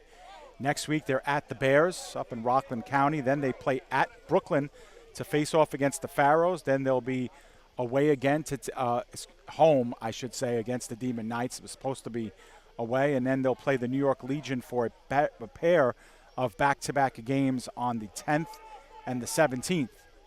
They'll play Brooklyn and the Harlem Gators to finish out their season. Another heavy pressure, and that one is thrown middle of the field, and the catch is made at around the 45, just short of the first down. But that pass was thrown middle of the field. Getting up slow on the play is the wideout. Commentators jinx again, Dave. I said I really liked the way Parker was throwing it earlier. Not much going in the second half, and then he unleashes that one. A great ball over the middle of the field. Probably the best he's thrown in the second half. And it's Cameron Nicholson who made the grab right in the middle of the field. But, Joe, it is a 4th down, 4th and 3 here from the Bandits. So if they want this drive to continue, they will have to convert here. As we are in the waning moments of the 4th quarter, we had a lengthy delay in case you joined us late. An injury timeout stoppage of about 35 minutes that derailed this 4th quarter in its tracks, but back since. No running backs in the backfield. 3 wide receivers in the game, and it's going to be a direct snap and a run by Parker, who was able to get the first down. He needed 3, he got 5. Took a walloping hit at the 50, but is okay. That was Nicholas Thedgill with the big hit on the tackle, and that was nicely designed play there by the Bandits. They had the fake screen pass on, and after Parker began running, one of his wideouts took off up the field all alone. Now, I think he was across the line of scrimmage at that point, so it probably didn't matter, but if he had the wherewithal to see him, there was no one back for the Demon Knights defensively. So the Bandits are inside of Demon Knights territory at the 48-yard line, looking to hang their hat on something positive here to end this game. Parker, 2-step drop, now looking middle of the field, and that one is going to be picked off. And with a lot of room to go in front, there is a flag down. This one might be coming back, but taking it to the house was Errol James for the interception, return for a touchdown. They can put 6 points on the board, Joe, but this one's coming back. Sure is. We had a block in the back along the near sideline, and one of the Bandits was taken out hard, and I believe that was number 5, Tramel Williams, who was blocked from behind. He went down face first into the turf. So this one certainly is coming back. And yeah, we might get to see it here, Joe, on the return. It was thrown right to James. Oh, yeah. Wow, that was some block.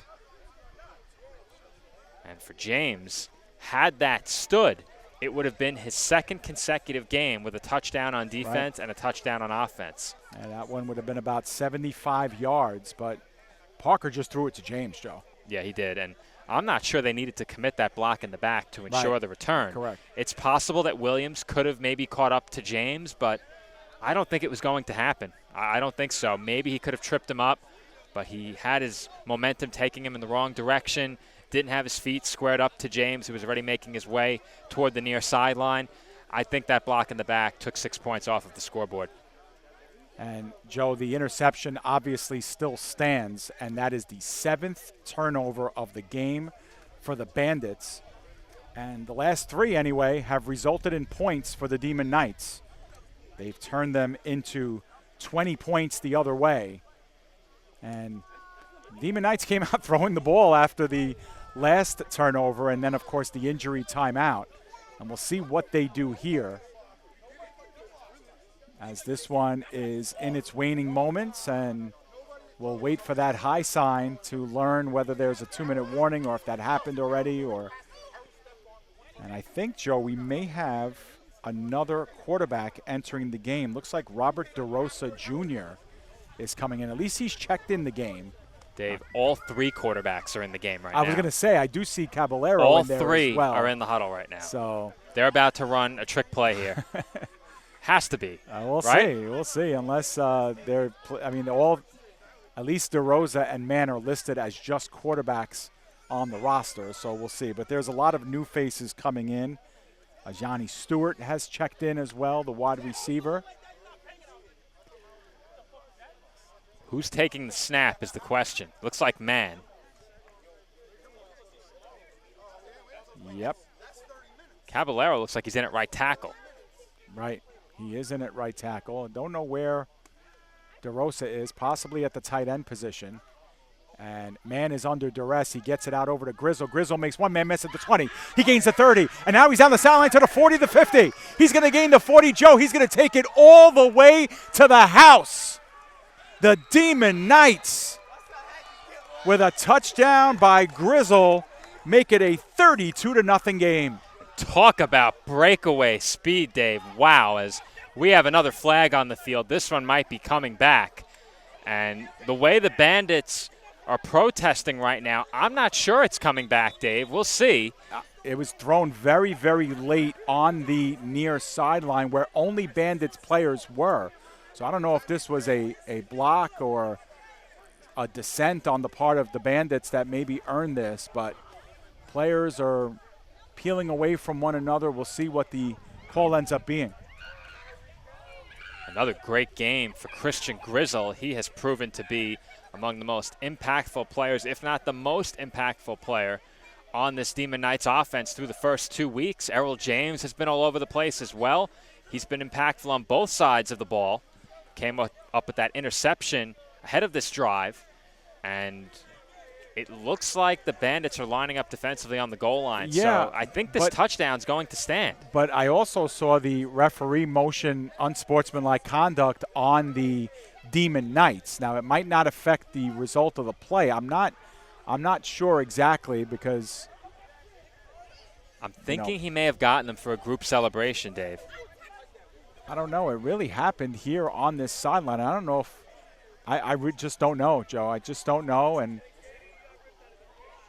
maybe that's the end of the ball game, Joe. That could have been the final play of regulation. Let's see if we get the official signal, and maybe that was the call. Okay. And it is. So we have gone final here. That touchdown stands. It is 32-0 as a final.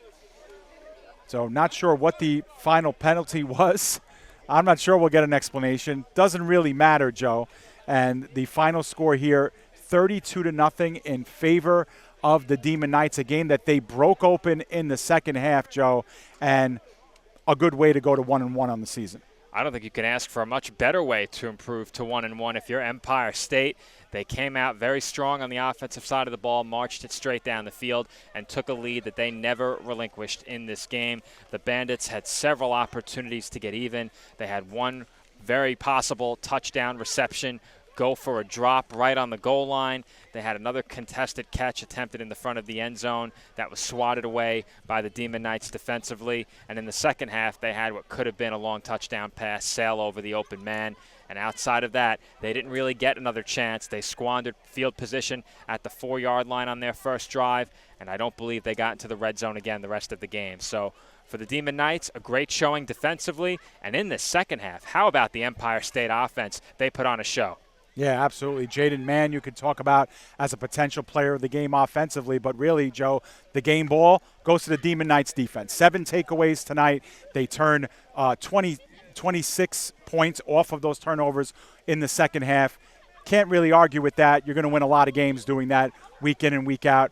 We got treated to a good one, Joe, in the second half, a good performance by the Demon Knights. And they go to 1-1, have a lot to be proud of after 2 weeks. They sure do, Dave. And for the Demon Knights now, they will have an extended break before they take on the same New York Bandits team once again in a couple of weeks. Who knows? We might be there at Joseph F. Facina Field. We will see. But as always, it is our pleasure to cover the Elite Football Alliance here on the PDF Sports Network. You can catch this broadcast and all of our other archive of broadcasts over at our YouTube channel, PDF Sports Network. Also be sure to follow us on Twitter, Facebook, and Instagram. You can also check us out at pdfsportsnet.com. Great job, Joe. Thanks for all the plugs, and we will see you very soon. Be sure to tune in to us once again, pdfsportsnet.com, to get the latest and greatest of where we will be. And once again, our final score here from Granny Road Park, 32-0 in favor of the Demon Knights. We thank you all for sticking with us tonight, and we will see you next time right here on the PDF Sports Network.